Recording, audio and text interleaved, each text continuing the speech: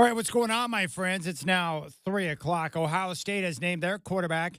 Julian Sayin will be the QB1 and under center for week one when the Buckeyes host the Texas Longhorns. That game will kick off at 9 o'clock on Fox on August 30th. First college football game is coming up on Saturday. Number 22, Iowa State will meet 11, Kansas State. Big 12 matchup from Dublin, Ireland. K-State favored by 3, 9 a.m. kick on ESPN.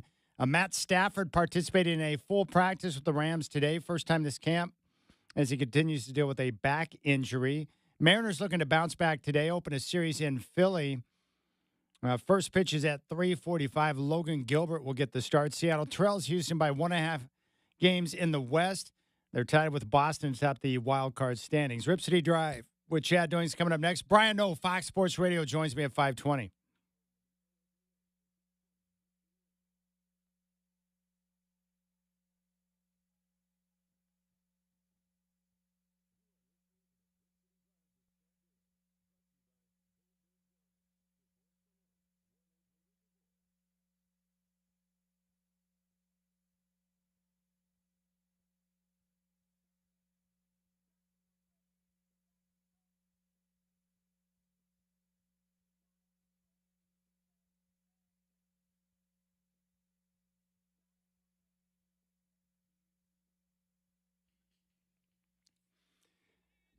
Yeah, very fitting that Michael Shacker would open the show with Little Toto. They are going to be in concert up in Ridgefield at the amphitheater in less than 2 weeks, August 30th, which is also the first full Saturday of college football action. I wanted to go to this concert with my buddy Steve. He's going to catch the same concert this coming Saturday down in Las Vegas, but I had commitments that I had to participate in down at Spirit Mountain Casino, so I was unable to travel down to see my boy Steve and go to the concert. But I did a little deep dive. I don't know how you feel about this, but everyone's got their own desires. When I'm going to go check out a live concert, I always go online to check the set list ahead of time. I want to know what the bands are going to play, what songs I'm going to get. Are they going with the same set list show to show on the current tour? I don't want any surprises. I just like to know exactly what's going to come. And if I know the orders of the songs, then I know when to have my phone ready to record certain songs. And then also if you're looking to, make a quick bathroom break, which sometimes is necessary during an extended show, based on band introductions or certain songs where it's like, okay, I can dip out right here, hit the restroom, get back to my seat, and I'm dialed in. That's the way I like to do it. Now, my buddy Steve, if I call him right now and I say, dude, the show you're going to this weekend, Toto's going to play this song, and this song, and it'll close with this song, he would punch me in the face. Like, he doesn't want to know. He wants to be totally surprised. And I don't like surprises. Just let me know what's coming so I can prepare for it. And then mentally, I can let it settle in my mind before the show. That's how I operate. But some people are different. But I'm not really into surprises. I also like to mentally prepare myself just in case the band or one of the bands I'm going to go see decides to screw me with the short set list. Like, that stuff drives me crazy. Hey, wait a second. How much did I pay to get into this show? Why are you taking off early tonight when you have a deep catalog? Like, that stuff really angers me. But I will say this. If you're into Toto, Minute Work, and Christopher Cross like I am, I looked at the set list between the three acts. So I think Minute Work opens. Colin Hayes a cool guy, so highly encourage. I saw him perform with Ringo Starr at the Ringo Starr All-Star Band concert down in Vegas a couple years ago. So it's going to go Minute Work, followed by Christopher Cross, and then Toto gets the final call. And between the three acts, 32 songs. 32. Now, I can get behind that because I know I'm going to get a great show with the songs I want to hear, and no one's going to be screwing me for their time. So I'm pretty happy. 32 songs. So all I did was tell Steve when I talked to him yesterday, I busted off a phone call. I'm like, bro. I'm not going to give you any details. And he goes, good, don't. and please don't give me any details. I said, I'll tell you this. Here's who opens. Here's the middle act. Total closes. I can tell you that you're going to get 32 songs throughout the evening. And he was very happy about that, but he did not want any specifics whatsoever. But that's how I like to prepare. So they're going to be up there a week from this weekend. And normally, one of the great things about working in this business, like every workplace or business has got perks, right? If you work at a restaurant, you get to grub food or maybe take home free food. That's a nice little perk. And I know people that take advantage of that. If you work for a golf course, you get free golf. I know people that take advantage of that. And here, working for iHeart, we're tied in with a lot of different concerts, sporting events. So I have access to tickets. Now, for years and years, I've never been that guy to request tickets or beg for free tickets or whatever. But as my kids have gotten older, I've started asking for more tickets because they get offered to us. And so I've been doing that lately, getting a lot of free shows. Because, most of these concerts now, $100 minimum to get in the door. You know what I'm saying? I'm looking for good bargains in today's world. And I just don't see too many of them, So if I can get, free tickets or discounted tickets for a big event, I'm all for it now. Everything's more expensive. Pay more for gas, pay more for the groceries, insurance. I mean, just go down the line. How many things are you paying for on a regular basis each month that you feel like you're getting screwed on? Raise your hand. Also, a little update, little personal update for me. And I'm on a countdown mode right now. I mentioned on the show previously that probably about 3.5 weeks ago, it's getting close to a month, I was a recipient of a speeding ticket. I was on my way back from Spirit Mountain after hosting one of their drawings about a month ago. And I was just a little bit north of the casino in that safety corridor where it's like a 4-lane highway. And there was this gun rack truck behind me. And the guy was getting up on my tail a little bit close. And I knew that it was going to go from 2 lanes to 1 lane very quickly. So, and I had a car to my right. So I just floored it to speed up to get around the car to my right and get the truck off my back. This hillbilly that was riding my back. I just sped up. Got over, and I thought everything was good until I looked up, and out of nowhere, there were lights. I'm like, what in the world's going on here? So I pulled over. I was like, well, I'm done, because I knew I was speeding. I rolled down the passenger window. I looked to my right, and all of a sudden, what I did not expect, the most beautiful cop in the history of cops was at my passenger window. Spectacular. I thought it was like some type of joke. I thought it was Heather Locklear from like TJ Hooker, one of the shows I used to watch when I was younger. The most impressive looking cop I've ever seen in my life. Anyways, got the ticket, right? Here. Please slow down, and you have to select one of these options at the top. So anyways, I went online to pay for the ticket, and the computer couldn't find it. And I've been doing that now for the last few weeks. Well, a couple of days ago, I made the phone call to the courthouse. I'm like, hey, I want to pay for this ticket. And they're like, well, we have no record of it. Well, what do you mean you have no record of it? I'm holding it in my hand. Well, apparently, when a ticket is given, the officer has to submit the information into the system. Well, we're coming up now a couple of days away from the court date, and it's yet to be submitted. So I asked the clerk, I said, well, is it normal for them to wait this long? No. What happens if the information is not in the system by the time my date arrives? Or it goes away. And so I kind of smiled and I said, well, I think you know what I'm rooting for. And she just laughed and said, well, that makes sense. So that's where I'm at. I may get over and get off on a technicality. So there you go. I deserve the ticket. I was willing to pay. But I'm saying if they don't want to submit the information and I get off on the technicality, I'm all for it. I'm all for it because I don't feel like I'm getting over too much in life. The one time I got over, this is why the ticket is such a kick in the package, because 6 months ago, I finally started looking at my auto insurance bill, and I'm like, I'm paying too much. I don't like what I'm paying right now. So I started shopping around. What a novel concept.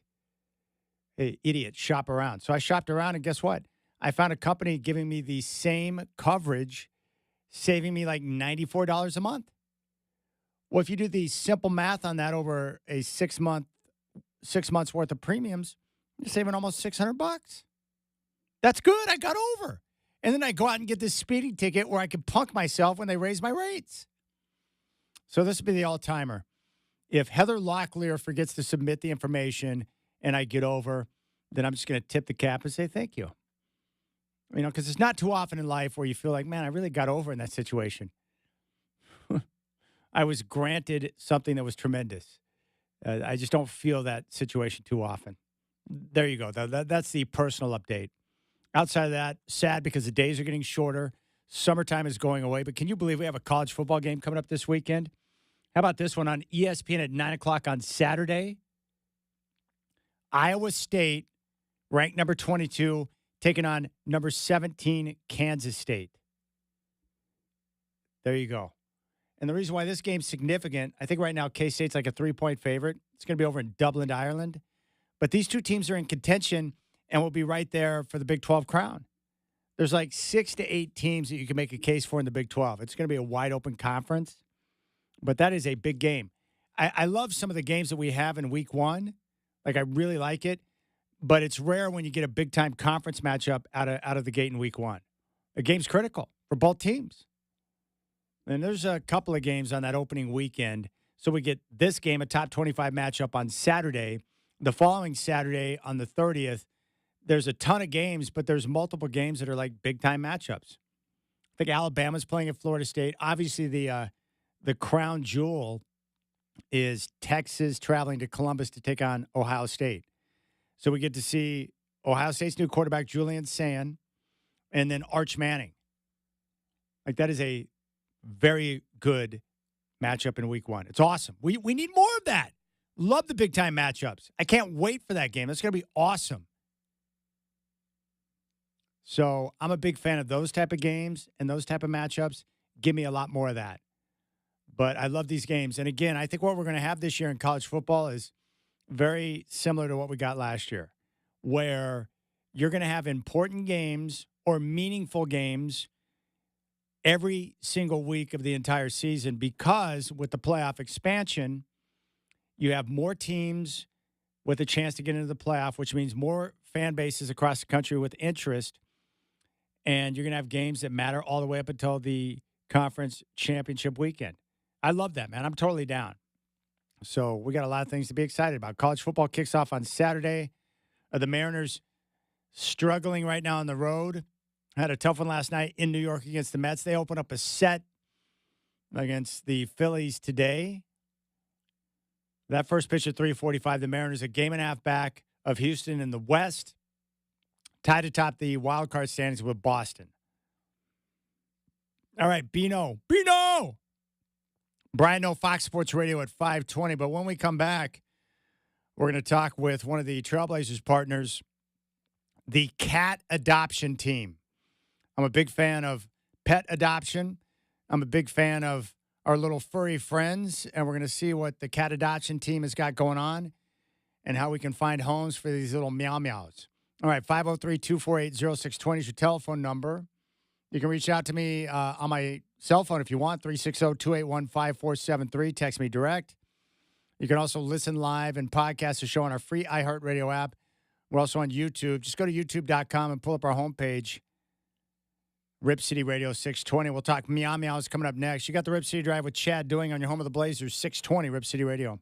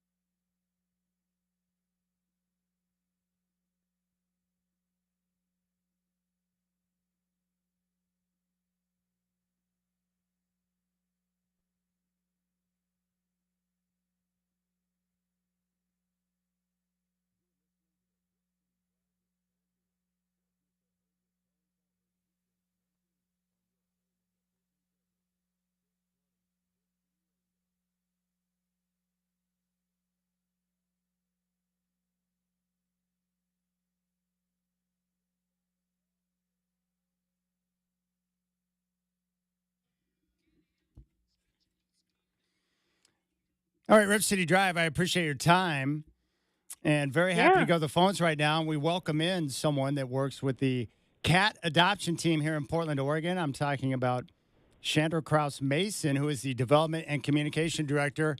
I appreciate your time. Thanks for joining the show. Thank you so much for having me. Well, my producer and I were a big fan of pet adoption and didn't care of our furry little friends. So I guess the first question would be kind of give us a breakdown on the cat adoption team and what you guys are doing here in the community to help the cats. Yeah, thank you very much. That's great. Yeah, we are one of the largest feline cat shelters in Oregon. So we see thousands of cats, over the course of a year. I think we're up to about 66,000 adoptions since we opened, and so it's been a great, amazing. We help get cats adopted, but we also have an on-site hospital, as well as we take in cats and do behavior modification training. We have a foster program for cats, so it's just a really big program. Well, that's terrific. I know a lot of people are always looking for, a pet to add to their home or maybe a cat or a dog or whatever. But when it comes to cat adoption team, just talk about the importance of adoption for the cats that are there and need a home right now. Yeah, it's absolutely really important. There are so many cats out there, so many strays, and the more we can take in and find homes, the better we can help the community so that, we're not overproducing a lot of cats out into the community. So our goal is to bring them in, get them all spayed or neutered, and make sure that they find homes that are a good match for them. That's terrific. Now, with the foster situation, I've been very curious about that because I thought, you know what, I could probably open up my home and be a foster parent. What is required and what are the steps to be a foster parent for cats? And I'm assuming that you foster until you're able to find an adoption home for them, correct? That is correct. Our foster program takes in all ages of cats, though a good majority of them take in kittens or moms and their kittens, and they foster them until they're old enough for us to adopt. So it's a good segue. So we don't have to have them here in shelter until they're old enough to adopt. It's wonderful that you asked that because there's so many wonderful volunteer opportunities here. We have over 500 volunteers. Not all of them are fosters, though. If you were interested in doing something like that, that's one of the many opportunities. It does kind of require dedicated space in your home, whether you have like a laundry room area or a bathroom or even a spare bedroom if you're fortunate enough to be able to dedicate that amount of space to kind of help a cat. Because some of our cats are in foster because they're kittens, some because they need some different type of socialization, and kind of a more slow introduction to people or other pets. So it's a wonderful way to kind of get your cat fix if you aren't ready to commit to one long term, but are interested in helping one until they're ready to find a new home. I was curious, what do you see with the cats when they're adopted and they know they're going to have a home? I mean, can you see the happiness in their face when they know that they've got a family that they're going to be going home to and stuff? Like, what is that experience like? It's got to be pretty awesome. It actually really is really awesome. And I just had one in here because we do have some cats that come into our offices as well. And we had one in here on Friday that was not doing very well in a kennel and came into our office and was here all of 20 minutes before we had an adopter for him. And he went from being very anxious and anxiety to walked right into the carrier to go home. He was so excited. It's definitely something that's an amazing thing to witness when they realize that they found a person and they get to go home with them. Yeah. That is so terrific. All right, so you're working with the Portland Trailblazers this year, and I want you to help explain this. From my understanding, you're going to feature kittens for all of their opponents this year. Is that correct? Kittens and cats. And yes, we did. Yes. It kind of launched when they released the new schedule for the year on Thursday. So we paired up. We had a couple duos, a couple pairs, but we had 31 cats that paired up with each of the 29 teams with a team-themed name, and they helped promote them up for adoption during that schedule release announcement, which was a really good thing for us to do with them. That's terrific. I think it's great. People get a chance to see the cats and the kittens and what you have to offer. And Hmm. What are some of the big concerns or questions that people have when it comes to, cat adoption instead of getting a newborn or going a different route? What are some of the questions and concerns you get that you're able to alleviate as you communicate with them? That's a great question. We do spend quite a bit of time with the cats before they are available for adoption, typically.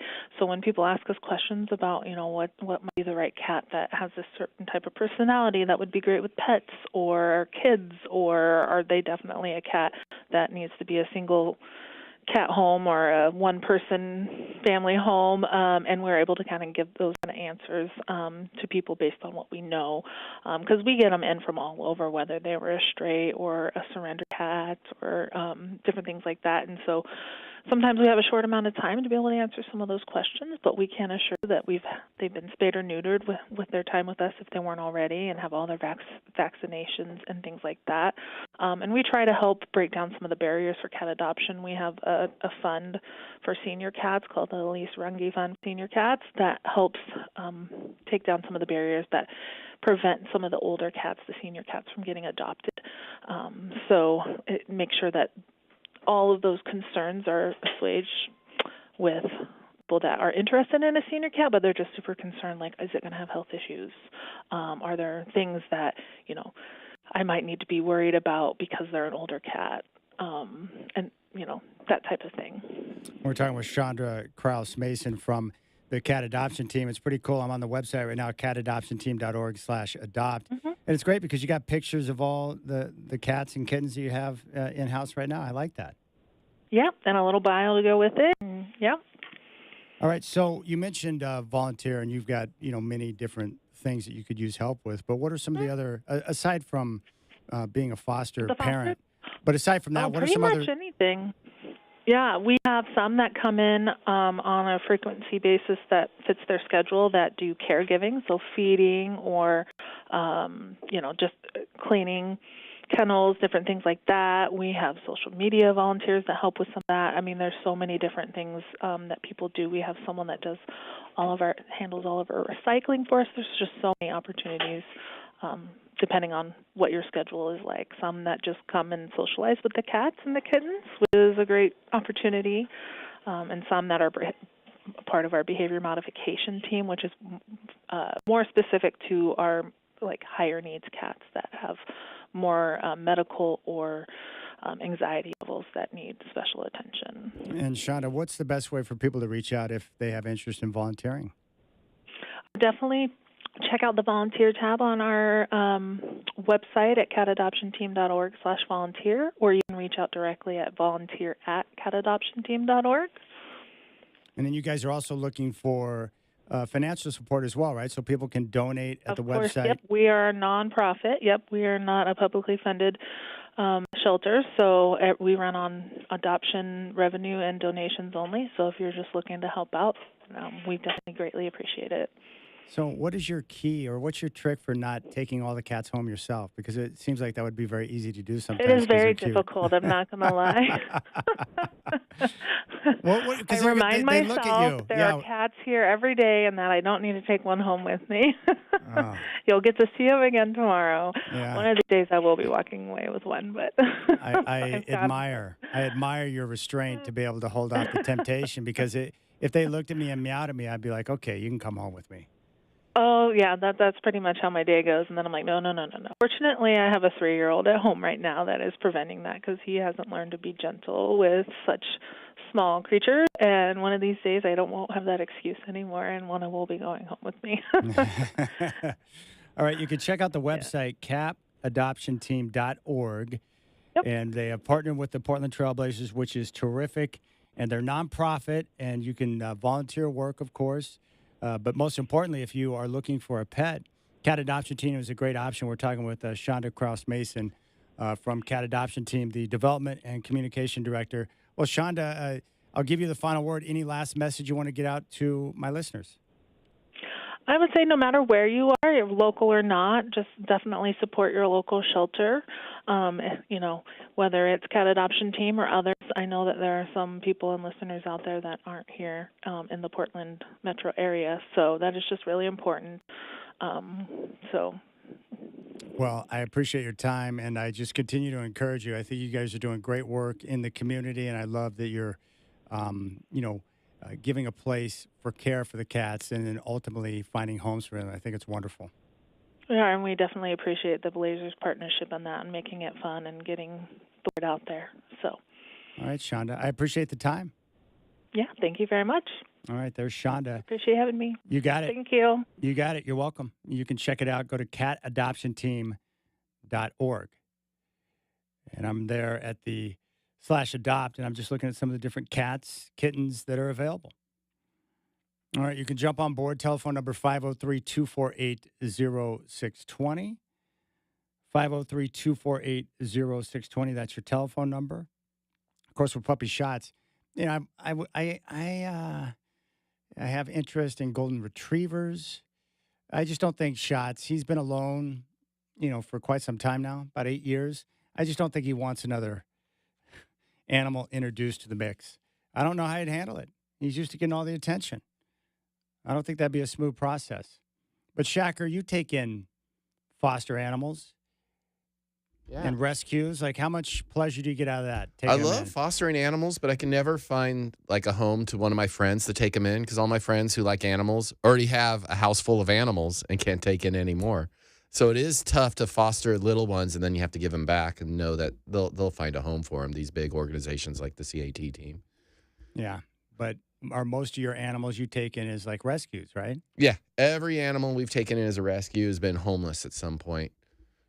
Like we've taken a cat that was found in a garage where one of the mom's babies got hooked in a mousetrap, and the mom nursed the baby back to life while stuck in the mousetrap, and we took in one of the siblings from that.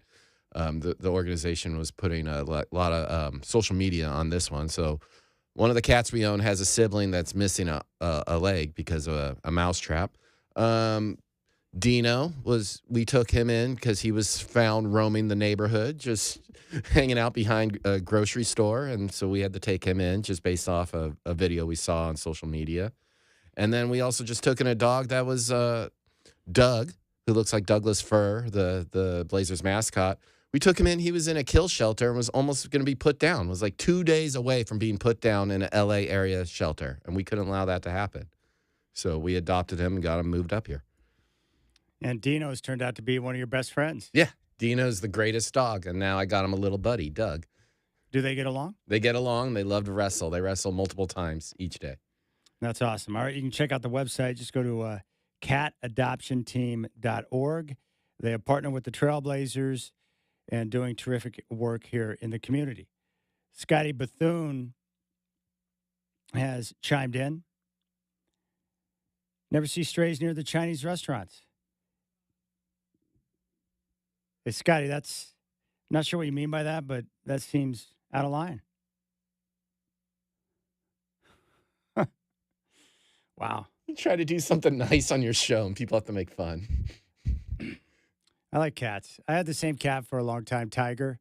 I found him as a stray when he was young, little kitten. I found him when I was 7, and I had him for up until I was 24, 17 years. That's a long time. So they're doing good work. All right, you can reach out 503-248-0620. You can always podcast and listen live via the iHeartRadio app. Another week of NFL preseason action in the books. And I'll tell you what, you Chicago Bear fans should be happy. If you were concerned about Caleb Williams, I thought he was decisive and made good decisions in the game against Buffalo. But I'm a big fan of what Ben Johnson's doing. In fact, I'm a big fan of drafting a young quarterback and making sure that you have an offensive coach to bring him along. I think it's critical. And if your head coach is not the offensive guru, then make sure you get the offensive coordinator to allow the quarterback coaching and the assistance that he needs to develop properly. You know, the Bears made the mistake last year by keeping Eberflus. Then they go out this year and get Ben Johnson. And now Johnson is taking Caleb through the rigors of how to play NFL quarterback the right way with tough love. I mean, he's dumping a lot on him, and there's been a lot of negative reports out of camp, but we saw, Caleb out there making quick decisions. Had a couple of layered throws, which was nice. But if he plays like that, the Bears are going to be just fine. Love to see that. But if you look around the quarterbacks in the NFL right now who are having great success, especially with the young ones, they've got offensive guys around them. Look at Jaden Daniels in Washington with Cliff Kingsbury.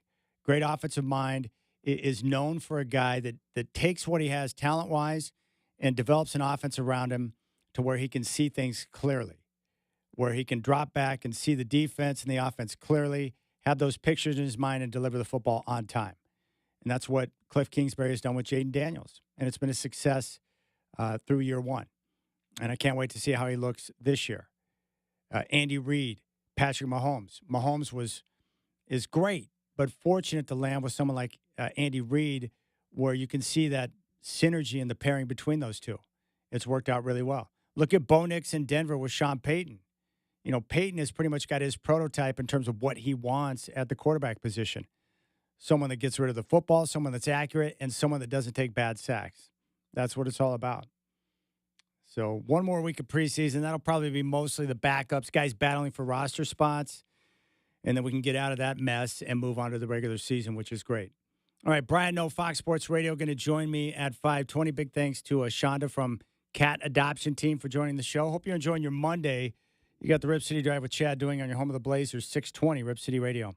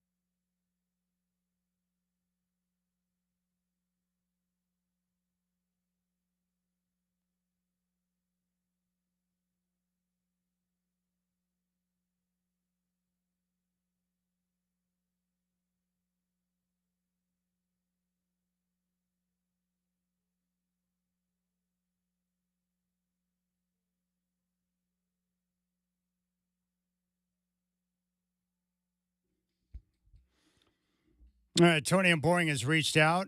He is thrilled with the Chicago Bears. He's a big Bears fan. I know he was nervous after last year with Caleb Williams, but feeling much better after that game. I just thought Caleb Williams decisive, quick decisions, and layered a couple of throws.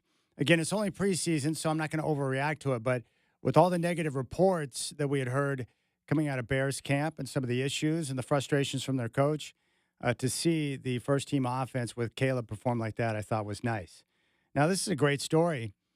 Duke, the UPS drivers, chimed in, and he reached out and said, "Hey, I always thought you were a little OCD or weird about your eat for purpose lifestyle." It's true. It's taken many years, but over the last 32 years, I eat for purpose. I know pretty much what I'm going to eat every day, and I stick to my plan, and it works really well. And I enjoy that. I like eating for purpose. I think I have detached, I have no more emotional attachment to food. He went on to say I had a cancer scare 2 months ago, and I decided that I needed to make some changes. So the past 5 weeks, I tried your eat for purpose lifestyle, and dude, I've lost 27 pounds. Now I'm like obsessed about what I eat. I'm still having a problem finding healthy restaurants in my area. Definitely do not get another dog if you've had your dog for over 6 years. It won't work. I tried. My experience was not a good one. So there you go. Hey, congratulations, Duke. I love hearing, stories like that about people who, make a lifestyle change. Eating, losing weight, being healthy, eating choices, it's one of the most difficult things that we can possibly do throughout the course of our life, in our society especially. Food is, first off, if you just take hunger, it's one of the strongest desires that we have because we need food to survive, obviously. But the problem is, or at least what I've found over the last, 20, 30 years plus, and this is no surprise, everything that we do in life is built around some type of food. When you get together with friends, it's usually for drinks and food. When you go to your family's house for the holidays, it's built around food. When you go to a wedding, it's built around drinks and food. Everything we do has got food attached to it. So it was a challenge in the beginning stages, with my workout partner to develop those healthy lifestyles. But once I got into, my rhythm or routine with what I eat, what I consume, and I became comfortable with that, then, it's no problem. And you learn as time goes on to how to plan ahead and make those type of choices. Duke says he's having a hard time finding healthy restaurants. You're going to always have a hard time finding, healthy restaurants because so many, have offerings that aren't necessarily going to fit with what you're trying to accomplish. So I can just tell you what I do. If I'm going to go out to eat, I just take a look at the menu ahead of time online, and I pick out the one or two items that I know I can have and that will fit within what I'm trying to do or the caloric intake or whatever. And I make it easy. That way I don't put myself in a position to make bad choices. And then what I do is I use, different types of healthy snacks, nutrition bars, shakes, different things that I can have with me on the go so that I make good choices. That's what I do here at the station. I know Duke is a UPS driver. I know how your days go. You're slammed, right? So you're busy working nonstop. So it's better to have pre-prepared little snacks or foods with you can, have with you on the go that you can consume while you're driving from one stop to the next. And then that way you put yourself in a position to make better choices and you'll keep yourself fueled throughout the course of the day so you don't have those severe hunger pains, which can lead to poor choices. But that's good. That's good change. 27 pounds. That's good, man. Good work. And I'm sure the doctor, the next time you see him or her, is going to be very happy about the choices that you're making. It's great. I know for me, all I care about now is movement. I'm getting older now, so I just want to be able to move freely. I want to be able to play golf. I want to do activities. I like to take the stairs. And just being able to move and have my body feel good. And the lighter I am, I've changed my set point by about 10 pounds over the course of time. But I sleep better at night. I feel better. It's just nice. And movement is important. I can't necessarily control the day I die, but as long as I'm alive, I just want to be able to move. I do notice as I get older, Shacker was asking me if I get cold, if I go through these wild swings, like, what'd you call it, menopause? All I know is that like today, lately the studio's been warm, but today I'm cold. So they once again they can't figure out the thermostat here in the work building, which is annoying. But there you have it. So the Mariners have just started against the Phillies, trying to bounce back and get on the right track. Rough patch there in New York. Now they're going to take on the Phillies. So they've got this extended road trip: Baltimore, New York, and Philadelphia. So they'll finish out this set here in Philly before they come back home. But the Mariners right there, a game and a half behind Houston and tied atop the AL wild card. But for Seattle to make a deep run, which they're capable of doing now with their pitching and their timely hitting, they need to win the division. So it's going to be important for them to continue to crank it up. The great part about baseball now, you've got a lot of great races going on and a number of quality teams. The Dodgers were in a slump. They bounced back with a sweep of the Padres. The Brewers are on fire. You've got multiple teams who are making noise right now. And the Mariners are right there. They're as good as anybody in the American League. They've got enough pitching to get it done. They got guys coming up with clutch hits. They absolutely can get to the World Series. But the pathway is much easier if you're able to, avoid that wild card round. 503-248-0620 is your telephone number. 503-248-0620. College football coming up on Saturday, and then the first full weekend on the 30th. And we still have to work through a few more preseason games. Bengals and Commanders coming up at 5 o'clock. I've seen enough from Joe Burrow. He got that work in the first week, and I'm like, okay, he's midseason form. Midseason form for sure.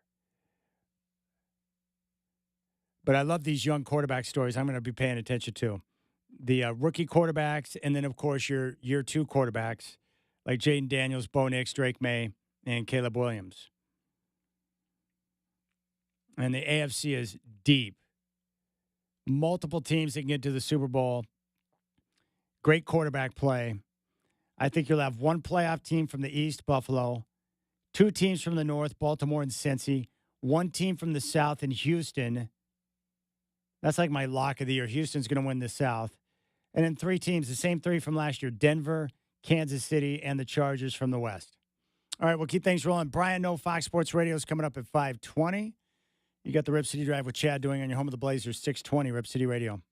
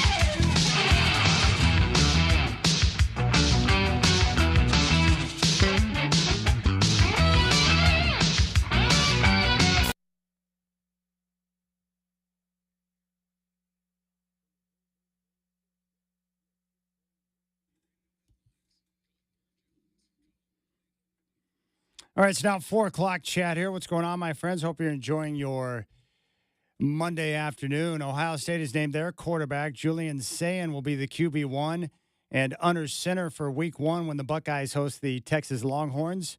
That game will be on Fox, 9 a.m. on August 30th. The first college football game is coming up on Saturday. It's going to be number 22, Iowa State, taking on number 17, Kansas State. Big 12 matchup from Dublin, Ireland. K-State favored by 3. That game kicks at 9 on ESPN. Matt Stafford participated in a full practice with the Rams today. First time this camp as he continues to deal with a back injury. Mariners looking to bounce back today. They just opened a series in Philly. Logan Gilbert's on the call.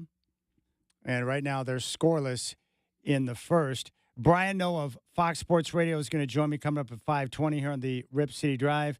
Monday Night Football, Bengals and Commanders kick off at 5 on ESPN.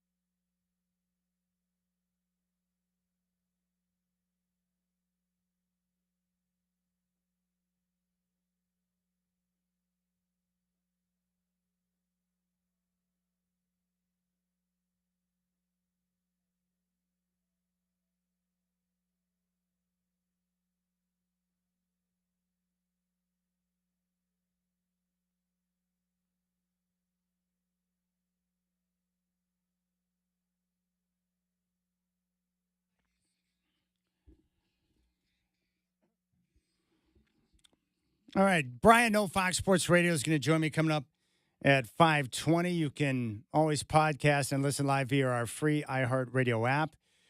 You can watch the live stream on YouTube. Just go to youtube.com, Rip City Radio 620, and you can call the show and be a part of it at 503-248-0620. I want to talk football with Brian Noah, focusing on the quarterbacks. You know, I'm really excited about some of the things that we saw over the weekend. I watched the Bronco game. They took on the Cardinals. No Bo Nix, so we saw a lot of some of the backups, but the Broncos showing their depth on defense and at running back. And so what I think the Broncos are going to have this year, I know their defense is going to be legit with their secondary and their front seven, their ability to put pressure on the passer. But offensively, at times, they struggled last year, especially in the run game. But I think they're going to be better. R.J. Harvey, the rookie they drafted, is going to be special from UCF. And they brought in J.K. Dobbins. He's not a guy that can, carry the load week by week because he's been injury-prone throughout his career. But he is one of those guys where I think if you utilize him the right way, he brings some toughness, can run between the tackles. I just think they'll be better in the run game. So I'm excited about what the Broncos have. Now, if you ask me today who I think is going to win the AFC West, I'd choose Kansas City. I've said this time and time again. I'm not going to go against Patrick Mahomes. He's too good. He's just the best in the game. And as long as you have Patrick Mahomes, you have an inherent advantage over everybody. Now, this could be the year where they don't win the division. Even Tom Brady, as great as he and Belichick were, they didn't win the division every year. But I need to see more from Bo Nix. Just like I need to see more from Jaden Daniels. I'm not going to say 1 year makes a career. I need to see more. I like what Bo Nix did in year one. I want to see what he does in year two now that there's tape on him and the defensive coordinators get a chance to adjust. But in terms of teams who are going to make noise, the Broncos will be one of them because defense is critical and they've got one of the best.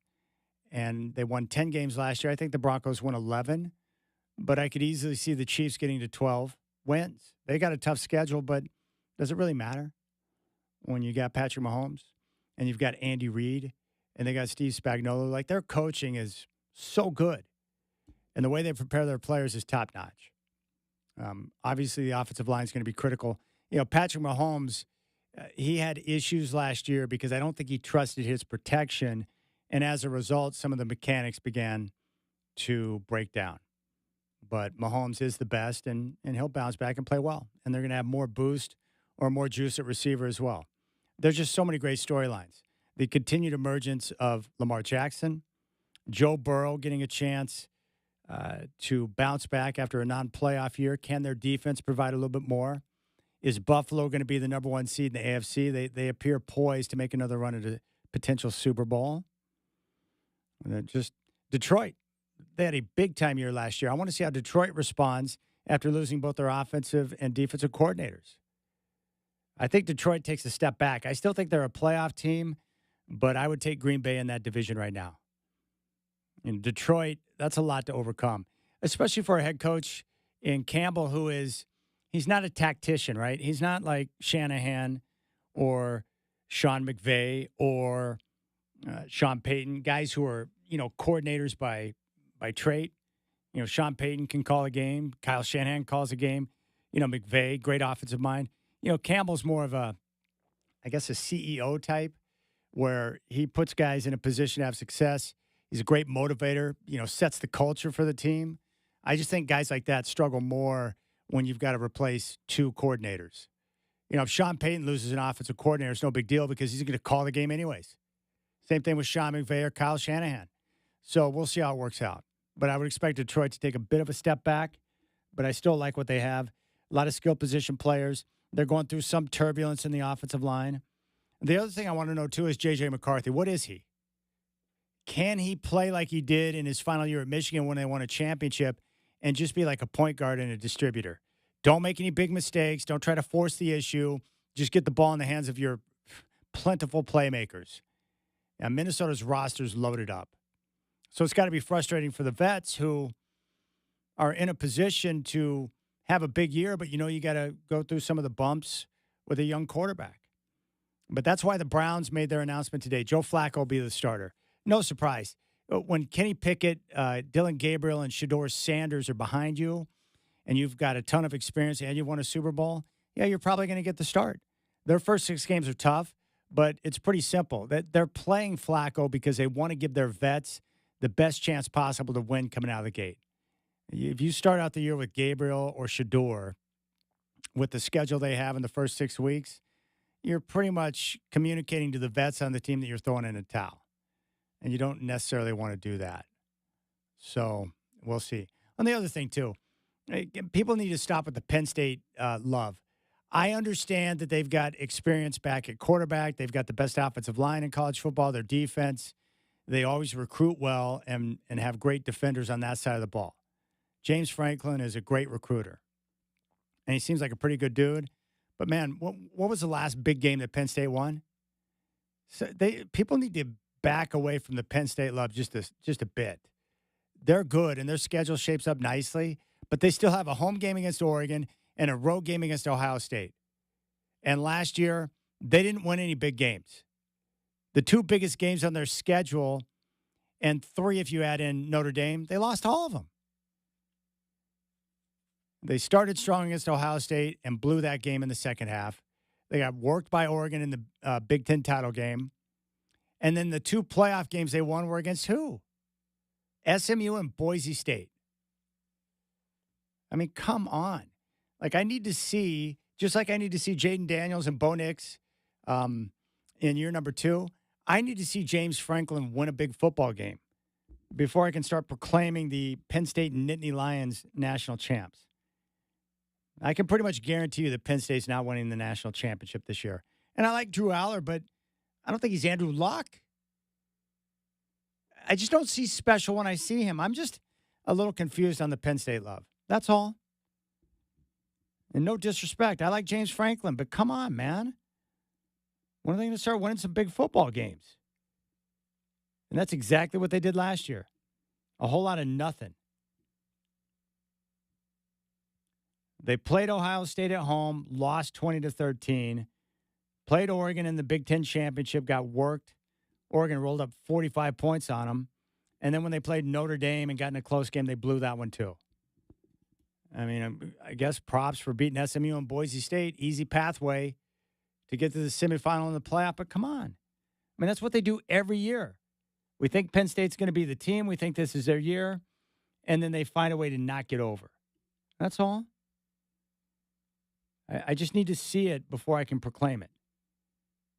And just like the previous year, 2 biggest games they played all year, Michigan And Ole Miss, they lose. Going back to 2023. They beat West Virginia. They win at Illinois. They beat Iowa. But they didn't play anybody. They lose to Ohio State, Michigan, and Ole Miss. So the biggest games on their schedule the last 2 years, they don't get over. I'm not seeing it. They do have talent, though. I'm just telling you that Oregon's got a legit chance to go in there and get a win, especially with their team speed. You go in there, you don't make the big mistake, you don't get overwhelmed by that atmosphere early on. And it's not like Oregon hasn't played in big football games. They played Ohio State last year in an intense environment at Autzen. So I'm leaning Oregon, Ohio State to match up in the Big Ten title game. The advantage for Penn State, their schedule shapes up nicely for them. It could come down to tie breaks. How Ohio State, Penn State turns out, how Oregon, Penn State shakes out, it could come down to a tie break situation because I think all three of those teams are playoff teams. But who gets in the Big Ten title game, we'll have to wait and see. But I'm not buying Penn State. Not at all. Not buying it. I would say my lock in the NFL in terms of future bets, two of them. Tampa Bay in the South in the NFC, Houston in the South in the AFC. Those two teams, I'm convinced, are going to win the division. Some of these other ones are a little bit up in the air. AFC East, Buffalo, 100% guaranteed lock to win the AFC East, unless Josh Allen gets sawed in half. NFC East, you got two teams battling in Philly and Washington, although I lean Philly. In the NFC North, you've got multiple teams, but I think it's going to come down to Green Bay and Detroit. AFC North, I think it will come down to Baltimore and Cincinnati. AFC West, three teams with Denver, Kansas City, and the Chargers. NFC West, I like the Seahawks in the division, but you got multiple teams there. And what's this deal with Matt Stafford? So he practiced today, but what's the status on the back? Is he going to be okay? Like, I love the Rams roster, love their coach, but until I know a legit status report on Matthew Stafford and the upcoming season, I have no idea what to expect from them. They could go with Stetson Bennett if Stafford's not good to go. So, yeah, interesting storylines. But in college football, I'll pick, if I have my choice between Penn State and the field, I'll take the field. I think the SEC, I think the schedule is the key in that conference. I think it's going to come down. I think the schedule is everything because Texas might have the best team, but the schedule works out better for Georgia. And I think Georgia's in a great position because they get all the tough games at home. Georgia this year gets Bama, Texas, Ole Miss all at home. Last year they played those three teams on the road. All right, we'll keep things rolling. Rip City Drive. I appreciate your time. You can reach out, 503-248-0620. And you can always listen live and podcast the show on our free iHeartRadio app. Hope you're enjoying your Monday here on your home of the Blazers, 620 Rip City Radio.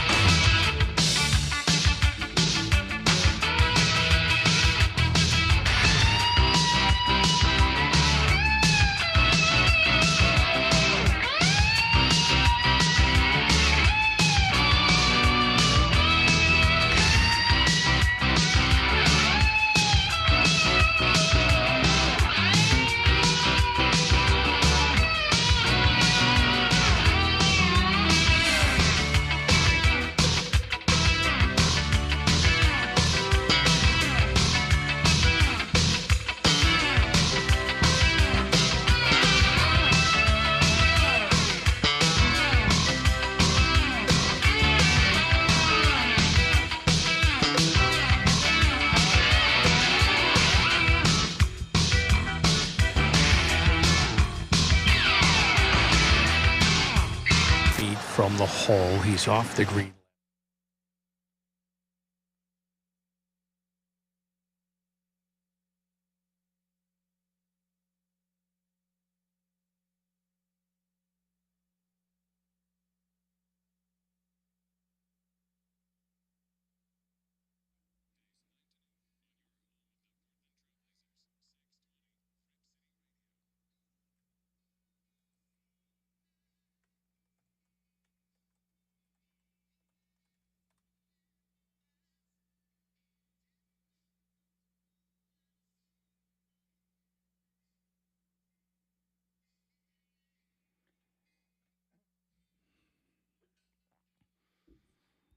All right, the NCAA has handed out penalties to the University of Michigan.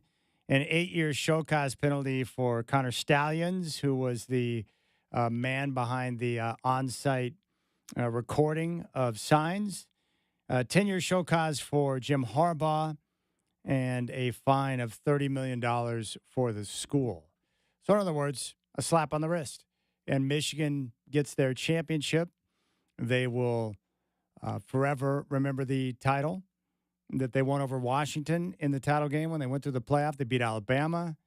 And my guess is any Michigan alum would happily give as many dollars as they can to have that experience over and over again. And the NCAA continues to show they have no power whatsoever. What a useless organization they are.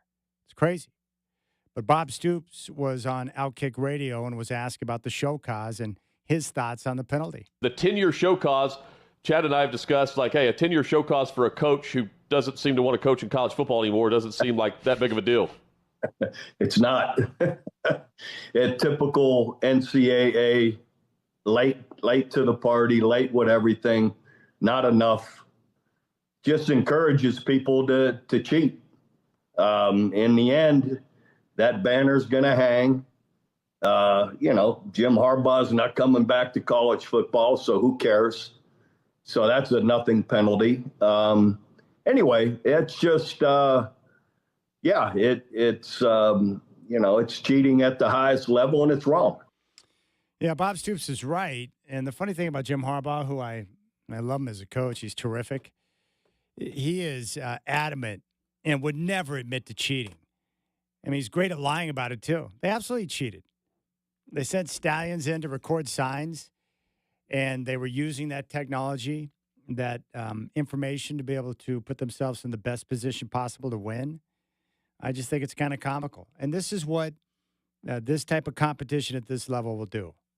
It's not like Michigan's the only team out there doing it. There are others. That doesn't make it right. I'm just saying that the pressure's so high and the rewards are so great and there's so much money involved that you're going to see teams always making an effort to find some way to be able to get over. And that was a very ingenious scheme that they had. Stallions would go in, they would record signs of the opponents, and then he would decipher them to the staff. So you can put yourself in the right position, the right defense, the right play to be able to counter. And in those big games, the reason why that's such a big deal in my mind, when it comes down to big games, especially in the playoff, when you got two Titans going up head-to-head, those games usually come down to 1, 2, it's usually like 3 to 4 to 5 plays in the game that determine the outcome. 3 to 5 plays that determine the outcome. And so if you can have an advantage by being in the right position, or if you know what play's coming, then you might be able to prevent one of those plays that could determine the outcome. And oh, by the way, the Phillies are up 5-0 on the Mariners right now in the second. So this road trip is not going well for Seattle right now. We'll see if they can turn it around. But right now, Phillies with the early 5-run lead in the bottom of the second. And Seattle started the day 1.5 back in the West, tied atop the AL wildcard lead with Boston. So what I'm hoping for college football is that eventually, once the dust settles with realignment and they start to figure and get a grasp on the transfer portal and NIL, what we need is a true college football commissioner, someone to be in charge and have a true enforcement division to be able to make sure that the rules are followed. I mean, the NCAA has no power. They can't do anything. So that's the mess you're going to continue to try and see. But Harbaugh, the only thing that disappoints me about Harbaugh is how such a terrific liar through the whole process. He would never admit to cheating, and yet they cheated. And who cares about a 10-year show cause? He's not going back to college football. He went to his alma mater, won a championship, and now he's back in the NFL. He wants to win a Super Bowl, and he's driven to do that. I mean, it's the same reason Harbaugh would do that at Michigan. Why was Bill Belichick the greatest coach of all time recording his opponents? Because they're so obsessed. These guys at the top, they're so obsessed with winning, and they're driven by it so much that they'll do anything. Even if they take risks that will only produce a slight advantage, maybe, they'll go for it because they're obsessed with winning, and they're looking for any type of edge they can get. That's why Belichick does it. Did he need to? Probably not. But he's obsessed with winning and is willing to do whatever he can to get the information he needs to put his team in the best position. So I don't know how you look at that. You know, some people look at it like, hey, if you're not cheating, you're not trying. You know, same thing in baseball. You've always got guys trying to steal your signs. And maybe that's just a part of sport, and that's what teams are going to try and do.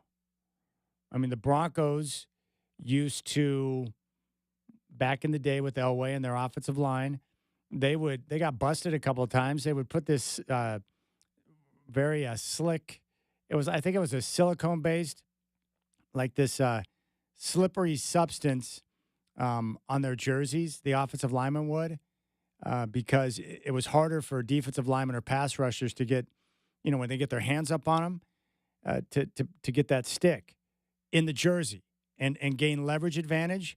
And so when they would put their hands up on the jersey, it would slide off, giving the offensive line an advantage. Well, there was a playoff game against Kansas City one year where, you know, probably about 5 minutes in, the game was stopped, and the officials had the Bronco offensive linemen go over and have their jerseys wiped off because they were lathered up in this silicone spray or whatever it was.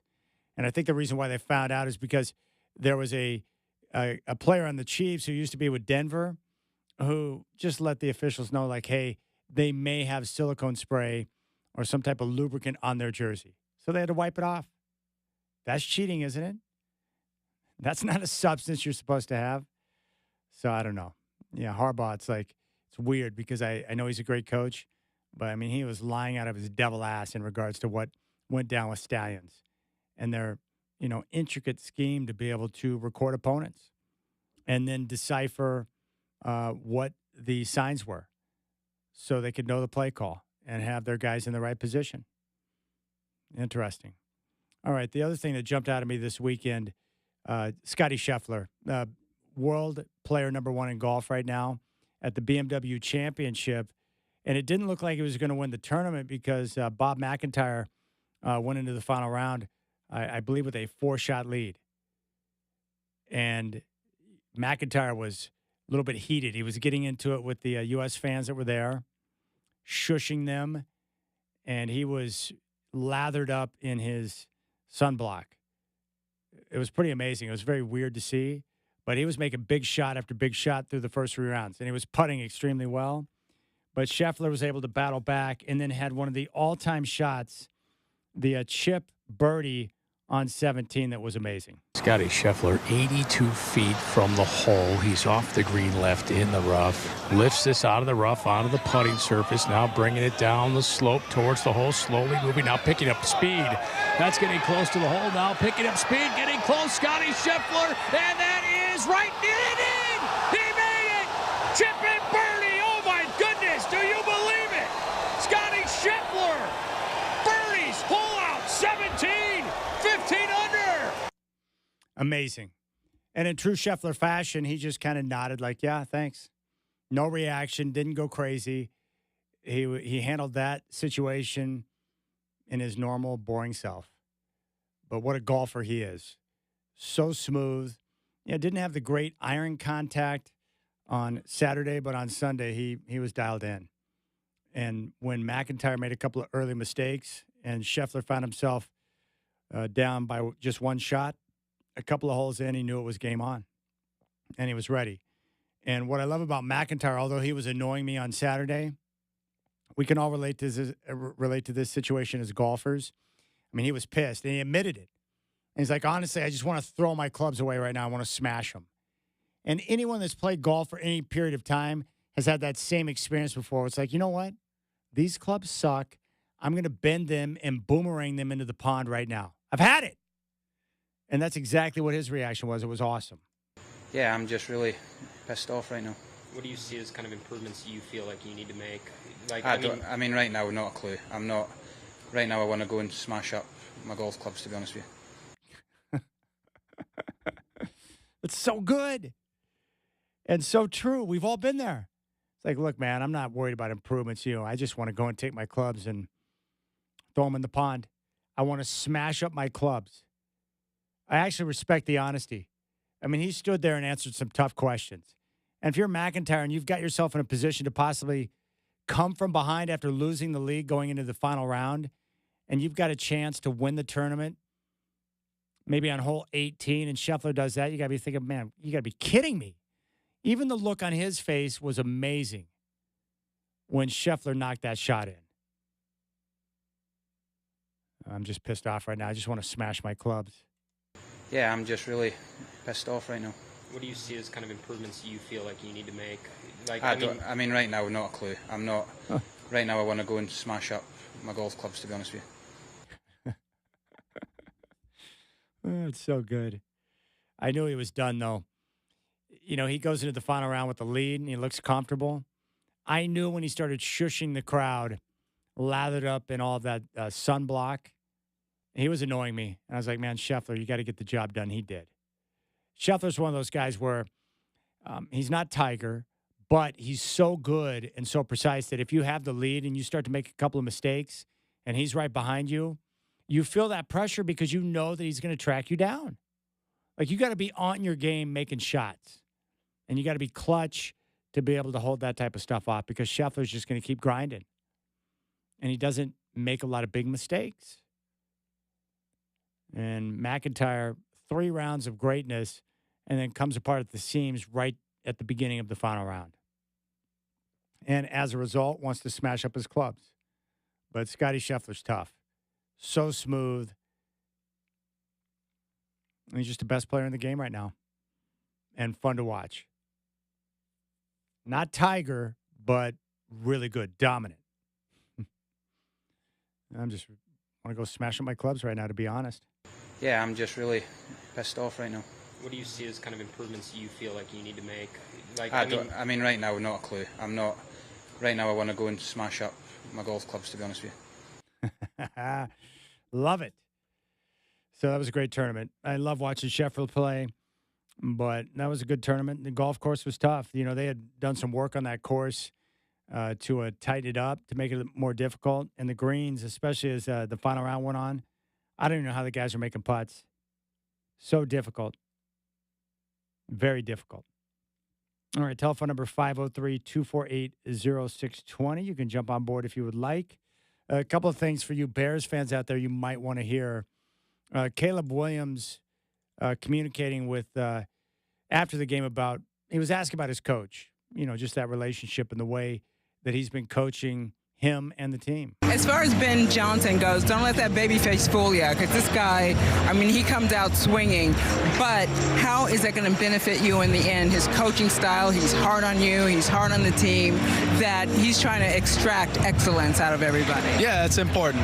It's important for being able to accomplish something that we all want to accomplish at the end of the day. So being able to have a coach like that, it's great. He pushes everybody, but he also shows that he cares. And so it's been important for us to have him, and we're excited to be able to go out there and fight for him and with him. He answered that question perfectly. Man, Caleb Williams is pretty smooth in front of the microphone. And that touchdown drive was nice. The Bears took over, I think it was at the 8-yard line after a muff. Caleb went out there in a tough spot where he needed to perform. A little bit of tension and got the job done, and he was asked about that drive. I wanted to ask you about that touchdown drive. Tell me some of the things you were able to put together to come out with that score. Yeah, I think just getting started and getting started fast is important. It's one of our goals coming to this game, especially with a bunch of the ones playing. Being able to get out there, start fast, and get rolling. I kind of set the tone for the team, the season, and everything. All right, elsewhere, Dylan Gabriel got some extended action in the preseason game against Philadelphia. 13 of 18, 143 yards, no touchdowns, and a pick. Tyler Huntley got in after him. Browns got the win 22-13, but I mean, overall, I mean, I've expressed my concerns about Dylan Gabriel. It's mostly about his size. And when you combine the size or lack thereof with, his athleticism, he's not the most athletic guy like a Kyler Murray. And so he's going to have difficulty at times. But he looked good. Just like Shedeur Sanders in his opener against Carolina. I thought Dylan looked pretty smooth out there. The moment didn't seem too big for him. He looked comfortable operating the offense. Gabriel, again, is one of those young players that you want to root for, that you want to pull for because he's a character guy. As I mentioned before, when you get around some of these guys, these quarterbacks, these, elite level humans, with the way they communicate and the way they carry themselves and the leadership qualities, I mean, I can see how you get around Dylan Gabriel for a couple hours, you'll want to draft him too. And there's a lot of young guys like that in the NFL who are just great character guys. And Dylan Gabriel is one of those. And even if starting quarterback is, not the long-term answer for Gabriel, if you want that path, you can carve out a long career in the NFL as a backup. We've seen a lot of guys do that. But, I think at some point for the Browns, I just want to see some of these young guys play. I'm curious to see Shedeur and how he'll look in regular season action. And same thing with Dylan Gabriel. I want to see it. How's he going to do? How will he respond to the size of the guys in front of him? Can the Browns, be able to create an offense which will give him some angles to be able to, complete passes over the middle of the field? It's going to be critical for him. But the offensive coordinators, the ones that I like the most, are these ones that have a way of coaching offense or teaching offense to these young guys in ways that they can see the field clearly. So when they drop back, they're able to process, see things clearly, deliver the football, and know where they need to go, where their targets are. And, that's the most important thing. But it's also the one thing I don't think you can coach or teach. Like if you can't see the field and you have a difficult time processing, I just don't know if you can learn how to do that. Like I think you have it's almost like God-given ability. You know how to process, you know how to see the field, or you don't. And the ones who don't are the ones who struggle. I mean, you can have stretches where you play well, but because of that hiccup in your processing or the way you see the field, eventually it's going to come back and bite you because everything happens so fast in the NFL. But I thought Dylan Gabriel, for his first opportunity to go out there and play, I thought he did very well. I was impressed. Very impressive work from Dylan Gabriel. And just like I thought Shedeur was terrific in that first game against Carolina. But it's going to be interesting to watch because if Shedeur continues to play well, if we see him in spots continue to perform well, at some point Browns fans are going to call for him. Because my guess is with Joe Flacco, with their games, the first 6 games of the season, so tough for Cleveland, they're going to open up the season like 1-5, and all of a sudden it's going to be like, why are we playing Flacco? He doesn't have a future. He's almost done. Let's get a look at our young guys. And definitely more watchable that way, for sure. Other than that, the Seahawks, they appear to have a pretty good roster. I like watching some of their second, third stringers. Hawks have done a good job of drafting over the last few years. I'm excited about what Seattle's got. I think Coach McDonald's done a very good job of really establishing the defense. I think they're going to be a defensive-led team this year, but I'm excited to see Sam Darnold. I like him, and he's got some great physical traits. Good arm. He can move around a little bit. Much like we were talking about with Bo Nix and Jaden Daniels, needing to see it again in year number 2 as they get ready for their second year. I want to see more from Darnold because I want to know if what we saw last year in Minnesota was a blip or if that's more of who he is now. And we're going to continue to see the high-level play as we move forward. All right, telephone number 503-248-0620. Phillies 6-run lead right now, third inning in Philadelphia over the Mariners. 503-248-0620. Brian Noe, Fox Sports Radio, going to join me coming up on the Rip City Drive at 5:20.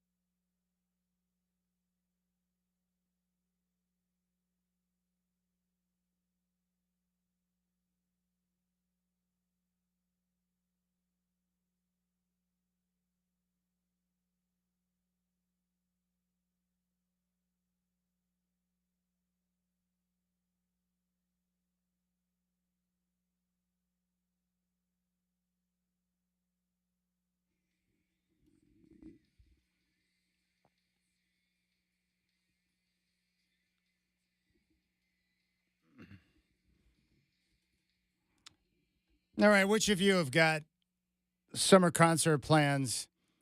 You got any shows lined up? The next big show for me will be this Men at Work, Christopher Cross, and Toto concert. I've seen all three acts in concert before, but not all together. So I'm always looking for these type of shows, and it's going to be nice to see it. I am hoping to get free tickets, 32 songs, but love this time of year. It's great to get out and check out the live music. We've got that coming up, and then before you know it, we'll be right in the middle of football season.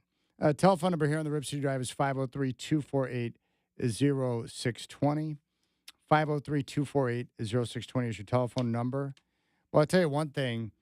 The 49ers, what a mess they are right now. But we're going to get a good feel, all of this talk about their quarterback, Brock Purdy. My big concern about Purdy, and we'll get into this with Brian No coming up at 5:20, it's pretty simple. I didn't have a problem with Purdy.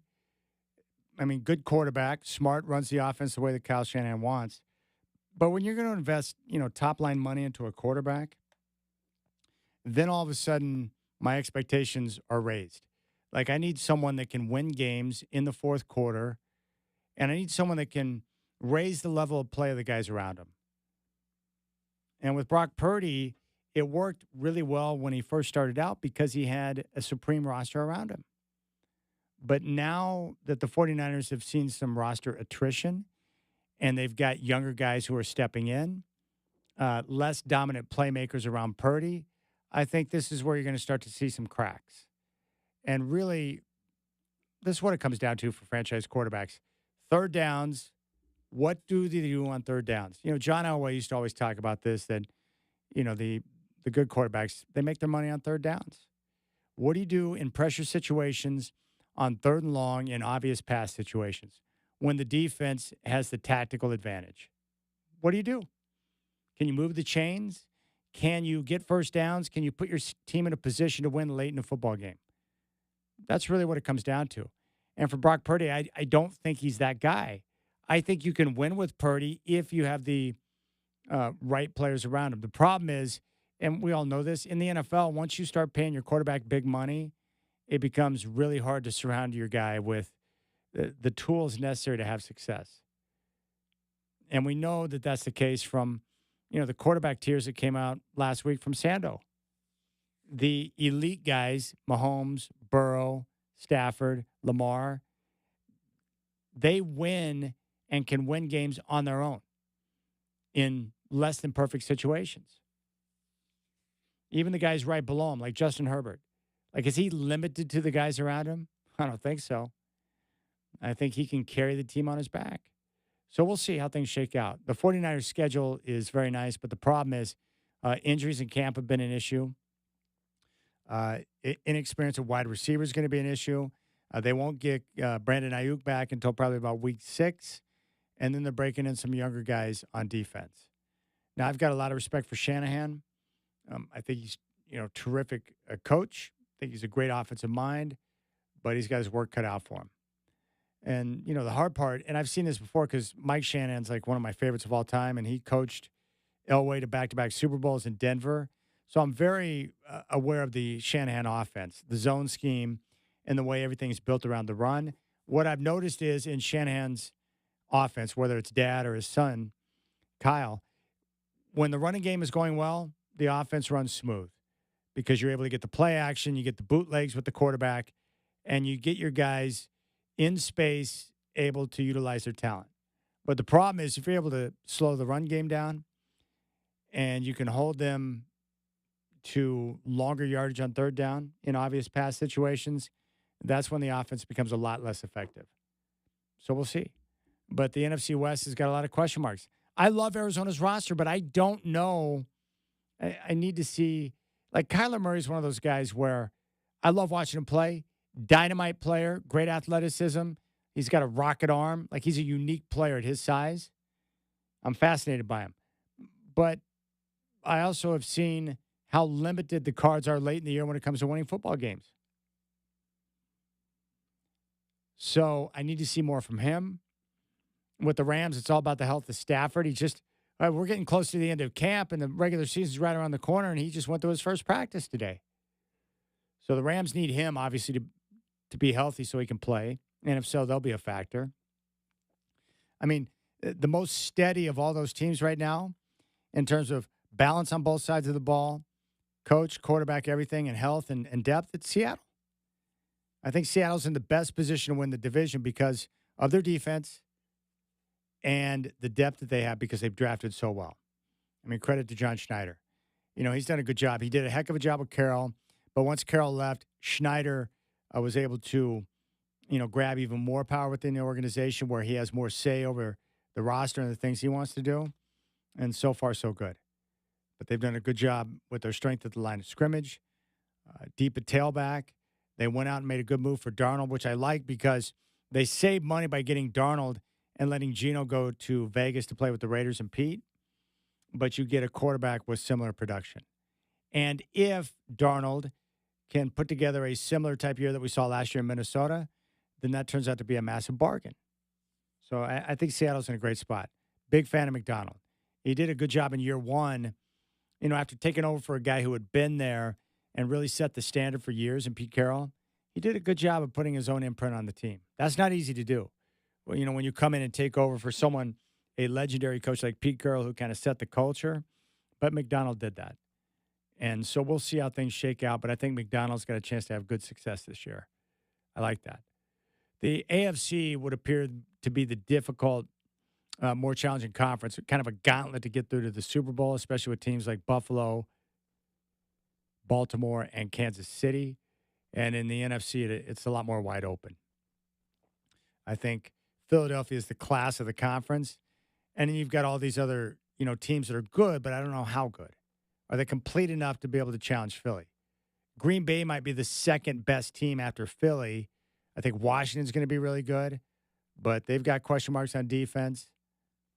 I think Tampa Bay is good, but I don't know how good. They come from the weak division they capitalize on, but I love the way Baker's played there in Tampa. But the AFC is so brutal right now. Jeez.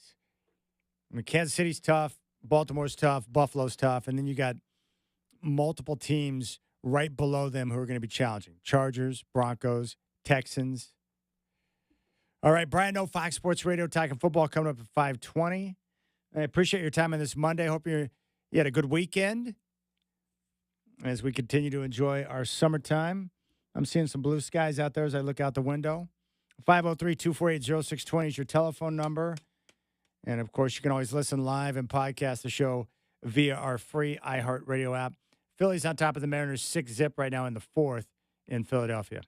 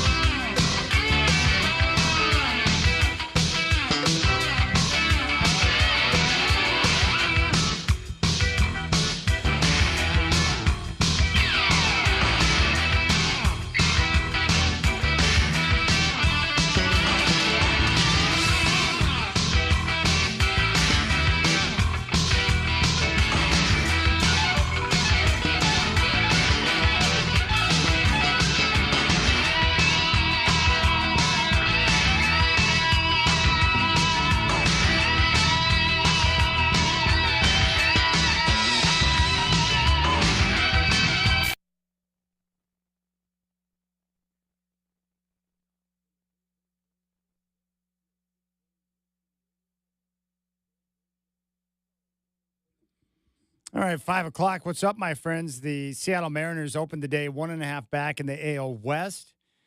Tied atop the AL wild card with Boston. Right now, they trail 6-0. Bottom of the fourth in Philadelphia as they open up a set against the Phillies. So far, it's been a difficult road trip for the Mariners. College football, a lot of different things to be excited about right now. We got our first game coming up Saturday. It's going to be number 22 Iowa State taking on number 17 Kansas State. Big 12 matchup from Dublin, Ireland. Right now, K-State favored by 3. That game's going to kick off at 9 o'clock on ESPN. Matt Stafford participated in a full practice with the Rams today. No status update on his back as he continues to deal with an injury. Brian Noah, Fox Sports Radio, going to stop by at 5:20 and talk some ball.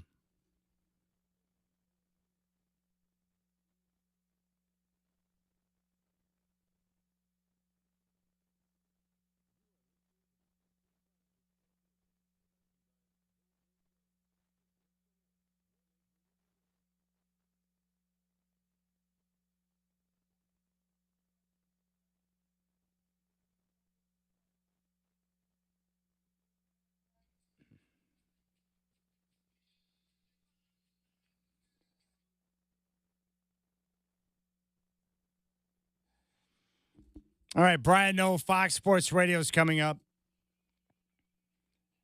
at 5:20. We'll talk some football with him. If you want to jump on board, you can do so at 503-248-0620. You'll find me on social at Chad in Rip City. And you can call the show 503-248-0620. 503-248-0620. Big thanks to the cat adoption team who's partnered with the Portland Trailblazers.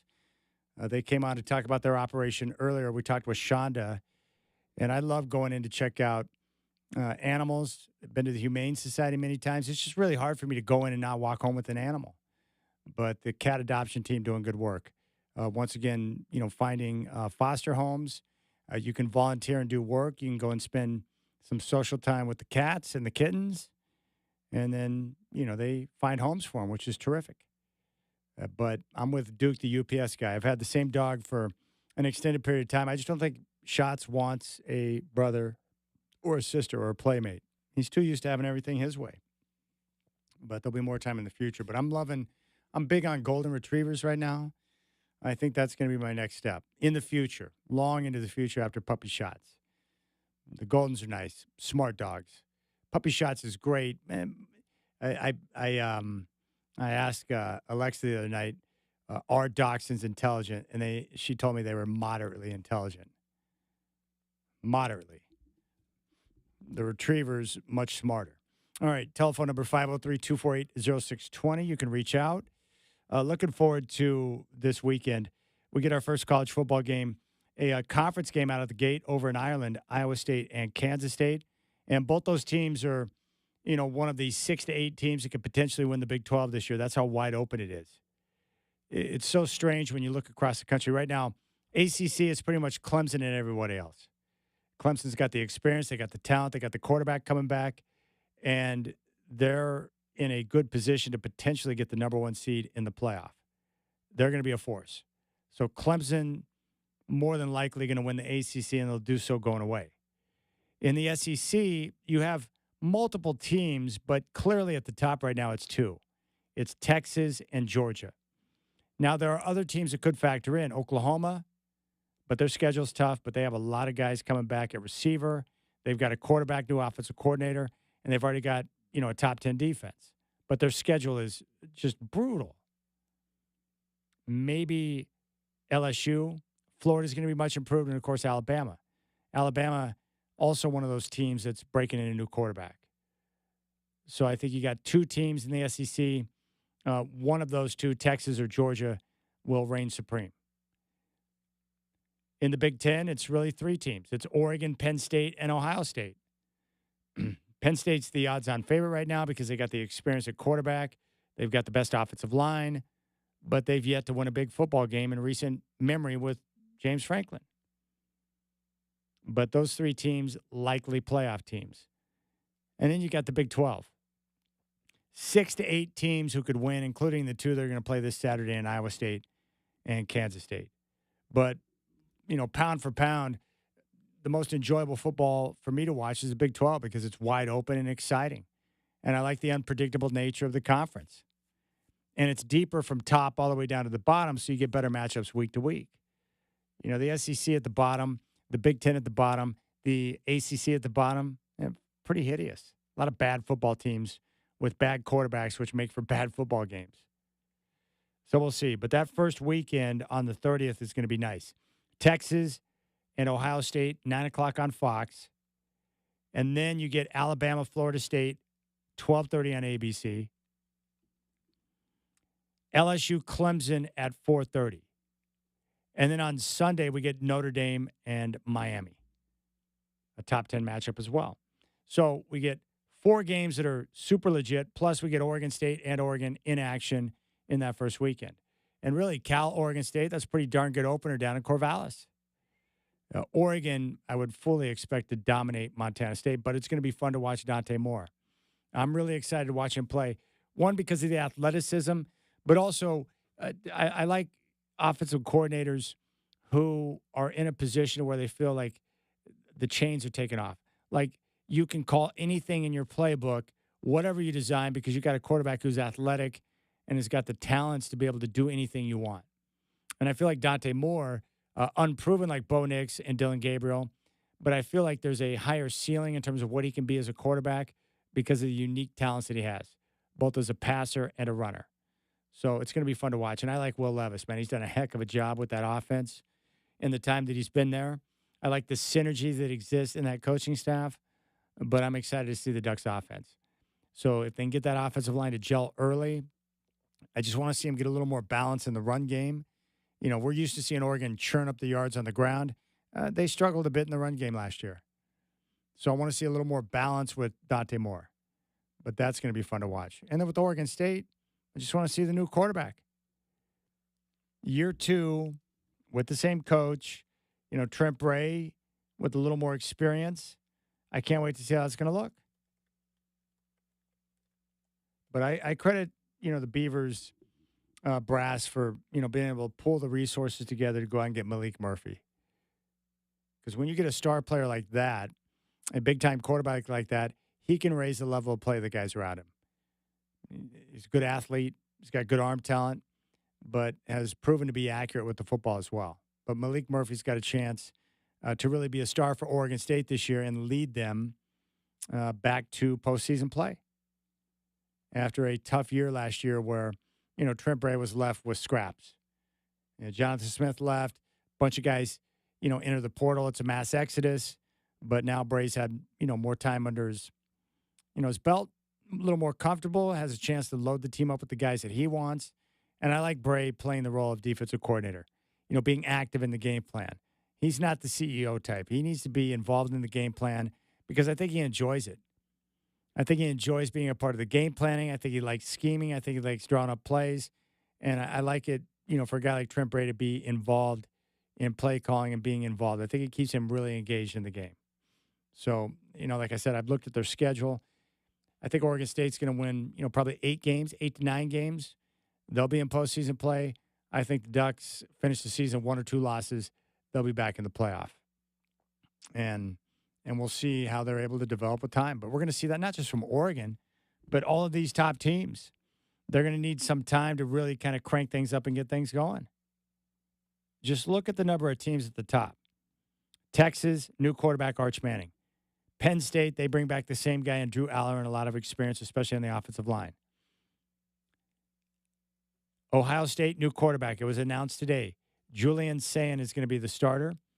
He'll face Texas in week 1. Clemson, along with Penn State, one of the guys that brings back their quarterback in Klubnik. Georgia, breaking in a new quarterback. Notre Dame, breaking in a new quarterback. Oregon, new quarterback. Bama, new quarterback. LSU brings back the same guy, and then Miami's breaking in a quarterback, but an experienced one. So there you have it. And then you've got Arizona State sitting there at number 11. They bring back their quarterback in Sam Levitt, who, of course, is from West Lynn. So it's going to be good. But that's why there's intrigue at the top, because you've got multiple teams who are figured to factor into the national championship race who are breaking in new quarterbacks. And so you don't know until you know. Like, I think Dante Moore is going to be dynamic, but I've got to see it. What's it going to look like in that Oregon offense with Will Levis? I think it's going to be fine. But a lot of question marks. All these teams. Oklahoma's got a new quarterback. There's just multiple teams who, on paper, appear to be really good, but you don't know. And with Arizona State, they've got the majority of their starters returning on both sides. Sam Levitt and Jordan Tyson are, best wide receiver quarterback combo in the nation right now. But they've got to replace Cam Scatteraboo, who was such a massive part of their offense last year in both the run and the pass.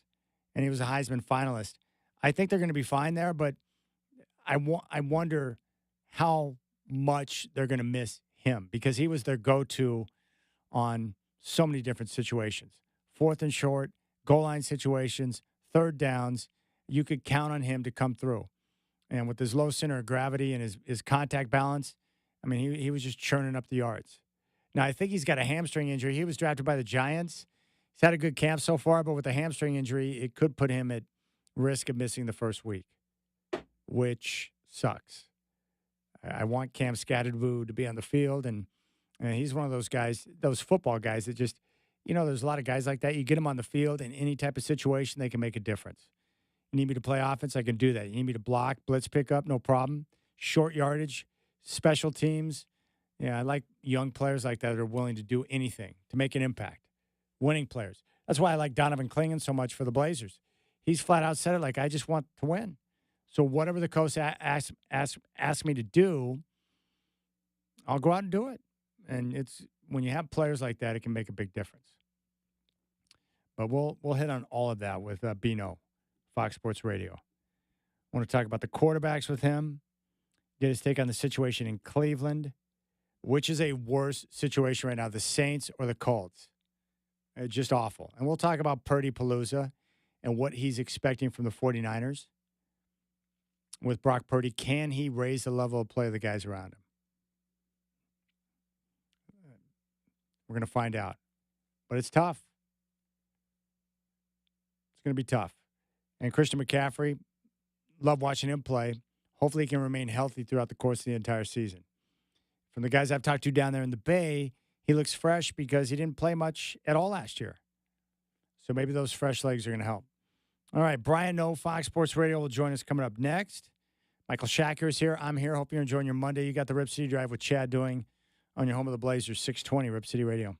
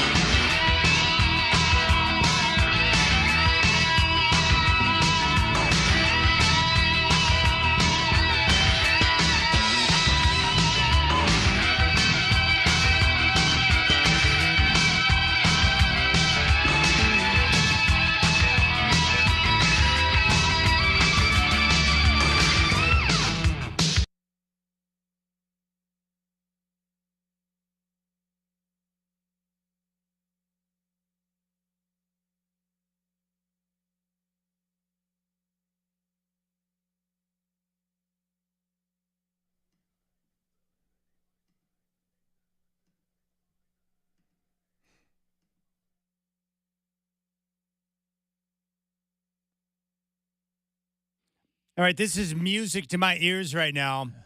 My man Brian O from Fox Sports Radio is getting ready to kick off a football show Sundays from 6 to 9, getting you ready for all the action. Countdown on Fox Sports Radio, and he's back on the show. Brian, I love this, man. You're going to be working with Bill Crackman and Jeff Schwartz. That's a good show right there.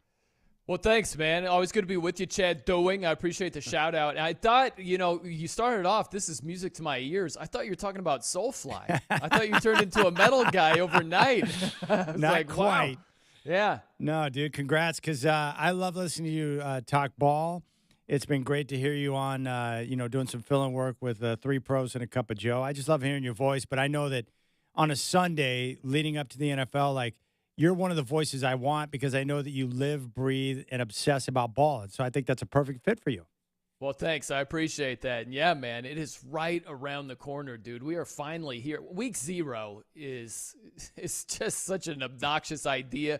I mean, week 0 is fine, but just schedule some big games. I don't know why college football does that, but I have to get that quick complaint out of the way. And then, week 1 of the college football slate, there's some really good games. Oh. NFL week 1, they start, 0 to 60 right away out of the gate. So it's here, man. It is right here. Oh, speaking of week 1, I wanted to give you a gambling chat idea for Brian No. So okay, yeah. So I think the stat, I believe, 5-18-1. So these are quarterbacks who are drafted number 1 overall, right? Okay. So quarterbacks drafted number 1 overall who start week 1. Their lifetime record is 5-18-1, and only one quarterback in that group has a road win. That was actually Elway back in '83 with a game at Pittsburgh. But he gets credit for the win, but he was actually benched in favor of Steve DeBerg because he was so awful in his first start. So he got credited for the win. But Cam Ward is going to lead the Titans into Denver this week 1. Yeah. 7.5 points. But I'm just thinking Cam Ward, first start, a team that's young, and they're probably going to struggle going up against one of the best defenses in the NFL. That could be an opportunity. I don't hate it at all. I might actually play that there game. You go. I might even give it out and act like it's my own pick when it's really yours. But no, I hear what you're saying right there. And you got a little taste of that in the Titans' most recent preseason game where Cam Ward had a couple of nice throws, and his receivers are like, I'm not going to catch this pass. So it's not just his fault and everything that he has to get up to speed on. A lot of it is the lack of talent with his supporting cast. And you're right, going up against that Denver defense, that's going to be rough. I think it's going to be rough for Tennessee's defense as well, going up against Denver's offense. I think the Denver offense presents a lot of problems also. So, yeah, laying 7.5 week 1 for Denver, that might be the way to go. I think so. It might be a good play. Speaking of Cam Ward, I really like this young man, but here he is. Take a listen today talking about, just working hard and getting up to go to work early in the morning to play football.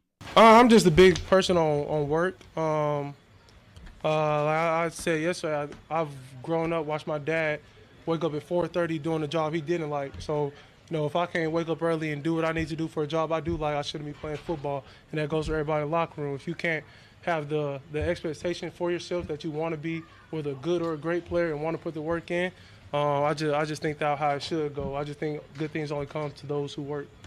I'm a big believer in young quarterbacks who set a good example, work hard, put in the time, and lead that way. I like this, man. I like what I'm hearing from Cam Ward, and I like his physical traits, too. I'm excited to see him play. Yeah, me too. I'm excited for the guy. And I think anytime you can go from a 0 star to the number 1 overall pick, that's a success story already. We'll see how he does in the NFL. Yeah. I'm rooting for him. Chad, I got to be honest with you where, again, he doesn't have a lot of supporting cast talent. That's slim pickings. But I also think something that plagued him in college, I think we get this wrong with quarterbacks all the time where we're fascinated with the big plays, and there's obviously value with that, but we should be more fascinated with avoiding the bad plays. Yes.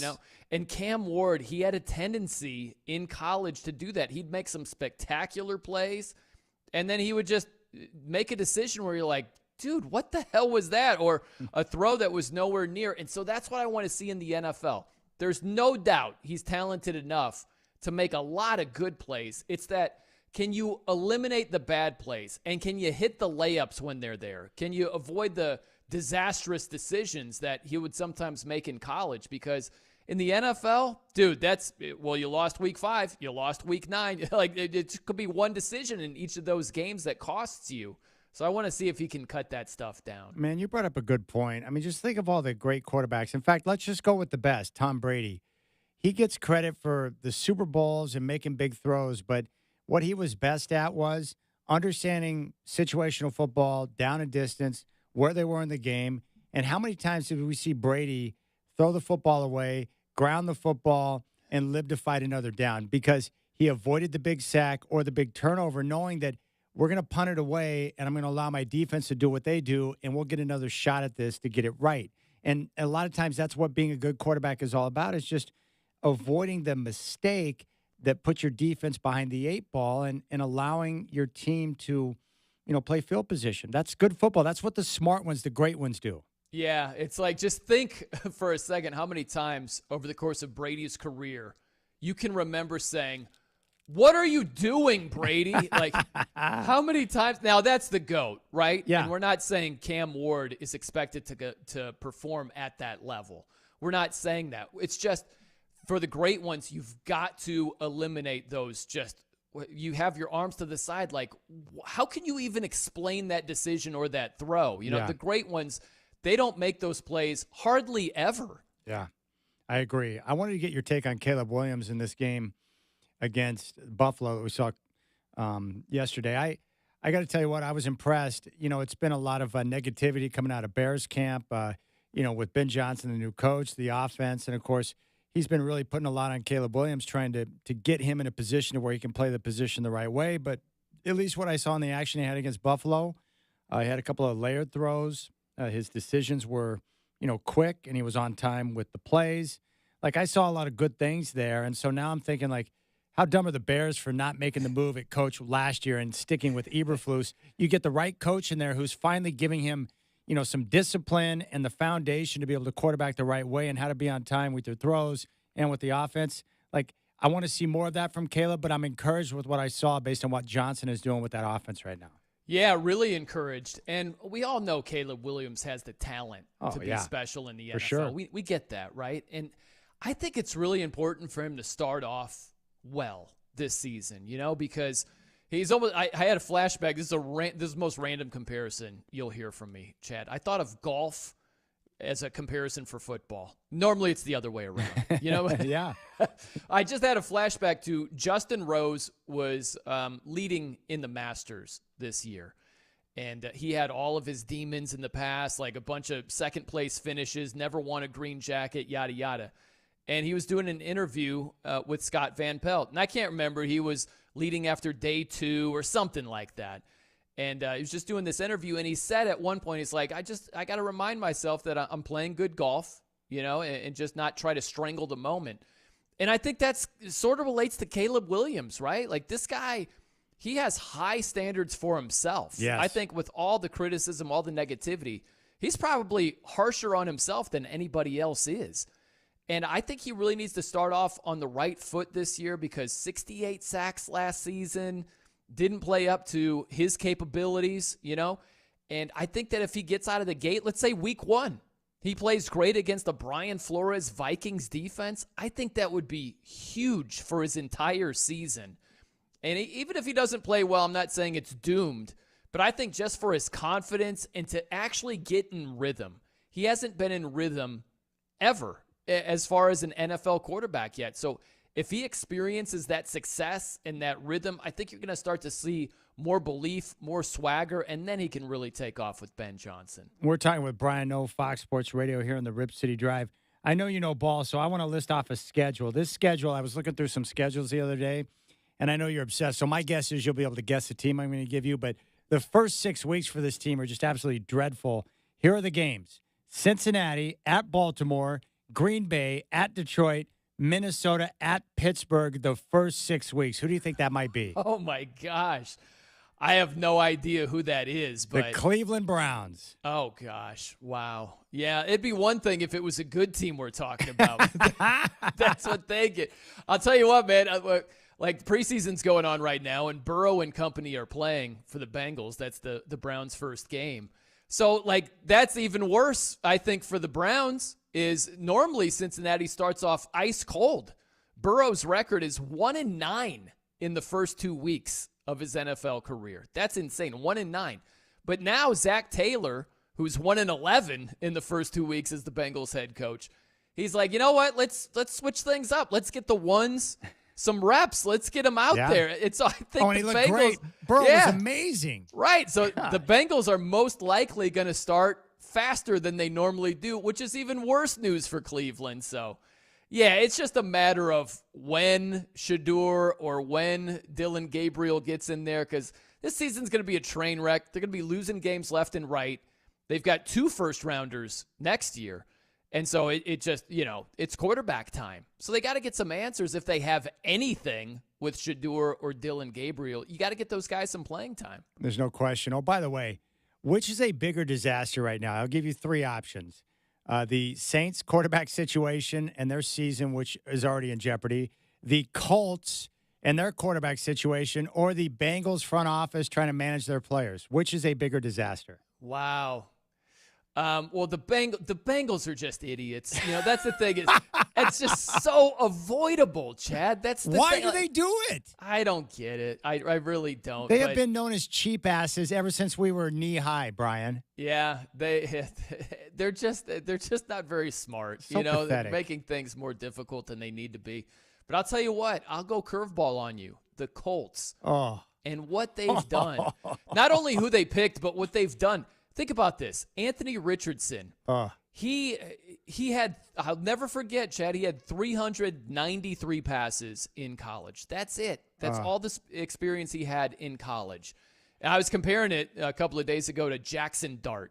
He's the Giants rookie quarterback. Yep. Jackson Dart had over 900 more passes in college. He had almost the same number of career college passes Anthony Richardson had, like each of the last 3 years at Ole Miss. He's reached almost the same total in each of the last 3 years. He's not going to start week 1. You know what I mean? And I think that's a good move by the Giants.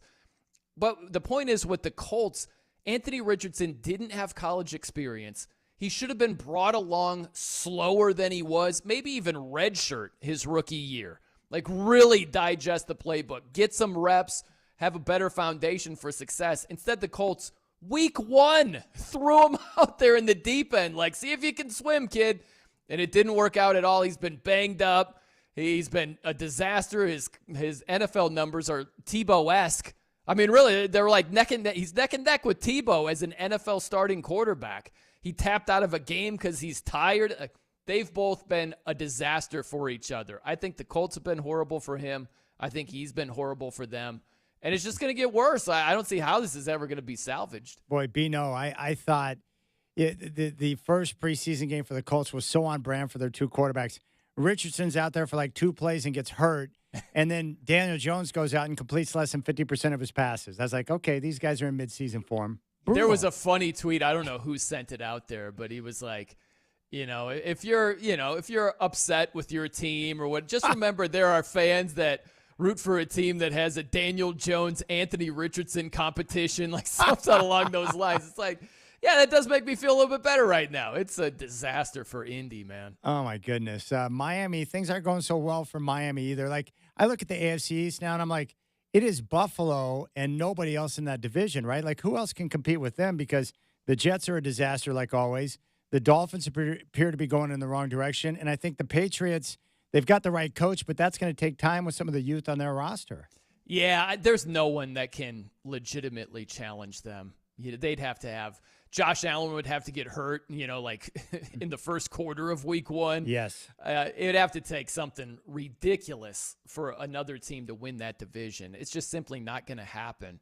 It's like those teams are feisty enough where the Bills might go, say, like 4-2 in the division. That wouldn't shock me, but none of those other 3 teams are capable enough of winning as many games throughout the season as the Bills are. So that division is a wrap unless there's just some sort of catastrophic injury issues that they're dealing with on a historic level. It's just not happening. I like the upgrades that the Patriots have made, they're just not ready to take a step like that. Yeah, they got the right coach. It'll just take some time. So what team is the biggest lock then? So is it Buffalo in the East? Is it Houston in the AFC South or Tampa in the NFC South? Like who is the no doubt lock to win their division, or is it all three? I think it's Buffalo. I would say Buffalo out of the ones that you mentioned right there. We don't like to say lock in gambling, but it's as close to a lock There's as no you such can thing. get. Yeah, Buffalo will win the division except for injury to Josh Allen. Right. Except for something just insane happening. I like Tampa in the NFC South. They've won it how many years now? 4 in a row, I believe. Yes. But I wouldn't say they're a lock. I like their chances a lot if I'm forced to bet on them. Even if I'm not forced to bet on them, I would bet on them. Yeah. Right? I would bet on them to win that division, but I feel much stronger about the Bills winning theirs than Tampa winning the NFC South. Do you see anyone challenging Houston in the AFC South? Like, I know they've got some question marks as they try to, piece together their offensive line, but I like their defense. I like C.J. Stroud. Tennessee's not ready. We know the Colts are a disaster. They're one of the worst teams in football already. And then Jacksonville, I don't know what to make of them yet. I got to see it on the field, but it would seem like Houston should have the pathway to the division crown. Yeah, I think it's going to be Houston. I would say of those other three, I would give Jacksonville at least a chance, because if Trevor Lawrence, who's incredibly talented, if he ever finally realizes the talent that he has and the potential that he has, Jacksonville could take a big-time step forward. It's just we're waiting and waiting and waiting, and we still haven't gotten there with Trevor Lawrence. But you get Travis Hunter on the field, and Brian Thomas Jr. is a baller. He had a great rookie season. Big time. So if Travis Hunter makes an impact offensively, and that really helps Trevor Lawrence, yeah, I could see Jacksonville taking a step. But I think that the issue here, Chad, is we're not sold on the Texans because we see them make it to the playoffs and then they get their teeth kicked in and we're like, this Texans team isn't that great. Yeah. It's like, well, Jacksonville would be doing the same thing. The Colts, Tennessee, all of them would be getting crushed. So I think that there's a tendency to want to fade the Texans because we see them on the bigger stage falter, but all those other teams would do the same thing. So I think it's the Texans division. All right, I think it's important for you and I because we care about people. I think it's important for a public service announcement. After looking at the preseason, I really think the Purdy Palooza is going to come to a crashing halt this year. I thought with their schedule a couple of months ago that they would be a shoo-in to win the division, but after seeing some of the injuries and the way they performed, this is exactly what you and I have talked about the last couple of years. They're going to go into a season now with their highly paid Brock Purdy at quarterback, not having the support system around him. And yet, here's the issue, Brian. He won't be able to elevate the play of the guys around him, and they're going to fall flat on their face. That's probably how it's going to go, right? It very well could be. The one thing is their schedule is so favorable. It's such a cake schedule. But what you said is correct. The supporting cast, they took a step back because they lost a lot of talent. Now it comes time you got to start cutting corners with that roster when you're designating that much money to your quarterback. And so they lost a lot of defensive talent. They're banged up right now, too. You don't like being banged up in the preseason, But you had Dominic Pooney, who's a really good right guard. He's banged up. Nick Bosa is banged up. Their first-rounder Williams, the defensive end, is banged up. It's the preseason right now. So the last thing you need, if you're a Purdy backer, you're part of the Purdy police, and you rage against anyone saying anything slightly negative, you're going to be. I think that you got to look at this and say the last thing you want is a roster that's taken a step back, and then maybe they're banged up on top of that, and more and more and more responsibility is on Purdy's shoulders when all of those things happen. And again, Chad, we're not saying he sucks. We're just saying he's not a difference maker. You got to have a lot around him for him to be peak successful. And they're not going to have a ton around him. So I think that's going to make a difference. It's going to balance out. They're going to win some games because they're talented enough and the schedule is easy enough, but then they're going to lose other games because the lack of talent that they used to have and the injuries may be accumulating even more. All right, so I know you're going to be doing countdown on the first week of the NFL season, but for you, like after that's over, like what do you and the lady have planned? Because I would imagine for you, do you do anything special? Do you have like a ritual every year that you do for week 1 to take in the action, or like what's the plan? I just watch ball. That's pretty much it. I'm just watching ball. It's funny. I'll tell you real fast. I think Vegas is the best and the worst place to watch sports. And what I mean by that is if you go out to one of these sports books, some of it's like they're pristine. They've got an awesome setup with every game in front of you and all that. But if you're watching at home, if you've got, the YouTube package and you get the local games on, they black stuff out like crazy. So there are like the early window games. There'll be, 2-3 games you just can't get. Because you can't watch the Raiders locally. You can't watch this game. That's blacked out. You're like, what the hell is this, man? So it is a challenge if you're watching at home to get every game. You're just not going to be able to do that. So there are weeks where I'm like, I got to see this one game, and I'll go out and go somewhere to watch it, But I'll be watching ball either at the place or at a sports book somewhere, but I'll be watching as many games as possible. That's awesome. I wanted to play this for you. I don't know if you saw it. You probably did because you don't live in a cocoon. But this is ESPN's First Take. Comedian Drewski was on there wearing a Barry Sanders blue Detroit Lions jersey. Stephen A. Smith and the host, Monica McNutt. Take a listen to this. All right, so the jersey. Let's get into it because obviously this ties to one Shedeur Sanders who balled out in his first preseason game. This is Barry Sanders. I'm sorry, I apologize. Barry Sanders. But the tie, the tie is the Sanders. Bear with me. Bear with me. But let's get into Shedeur because appropriate that you're also a fan there, right? I mean, how can you work on ESPN and not know a Barry Sanders jersey? That was painful because, Brian, it's like, not only is he like the greatest running back in the NFL ever, he might be the greatest college football running back ever and have one of the all-time phenomenal Heisman seasons in '88. That was rough. It was rough. You know what's funny is I didn't hear it the same way the first time, right? Because she was like, it ties into Shedeur Sanders. And he was like, no. This is Barry Sanders. I took it the same way. But you can hear her apologize real fast. She's like, oh, sorry. And then she's like, well, I said tied in, If she literally was saying that, she would have said, no. I know it's Barry Sanders. It ties into, right? But she didn't say that. She apologized. So, she did make a mistake. That's a tough one. Yeah, tough that's a rough one. Do you think Barry's the best of all time, or do you go Emmett or someone else? Where have you come out on that debate?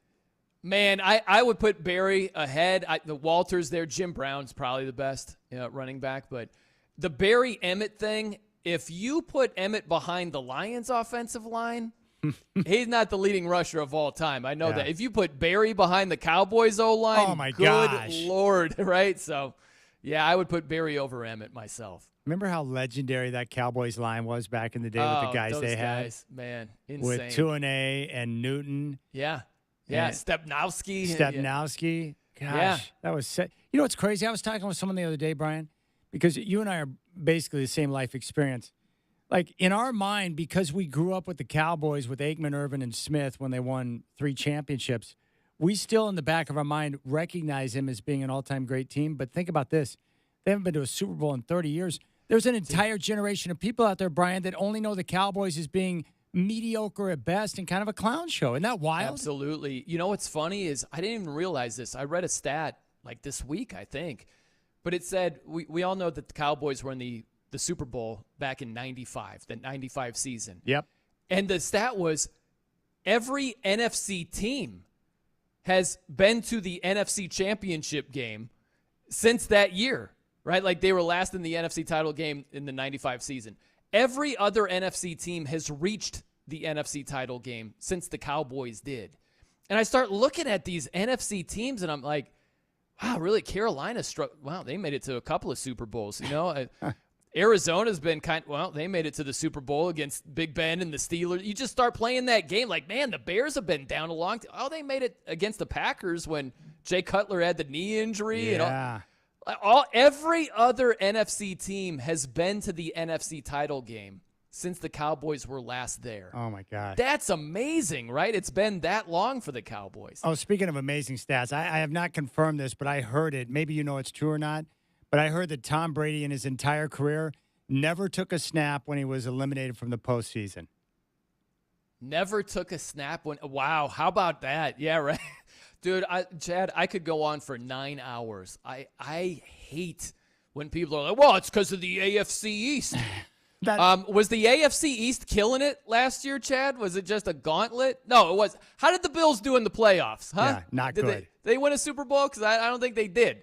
I mean, it was an advantage, but the Patriots, they were more than just, benefactors from a weak division. There are many teams that preside over a weak division and don't do jack in the playoffs. All right, Brian Noah, our good friend, Fox Sports Radio. He'll be hosting Countdown to get you set up for all of the NFL action this year on Fox Sports Radio from 6 to 9 here Pacific. Bino! I love you, my man.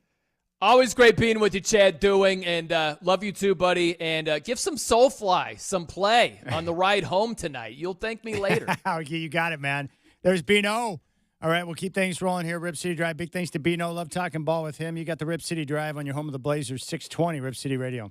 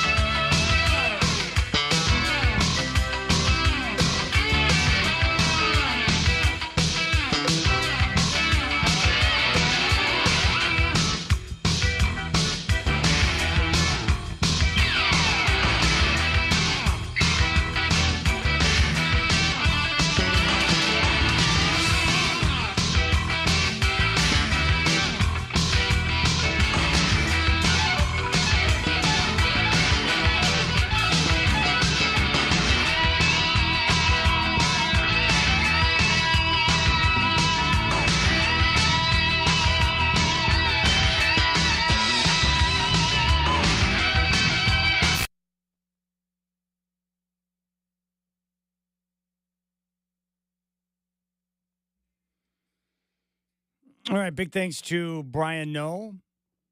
We appreciate his time. Always great to talk football with Bino.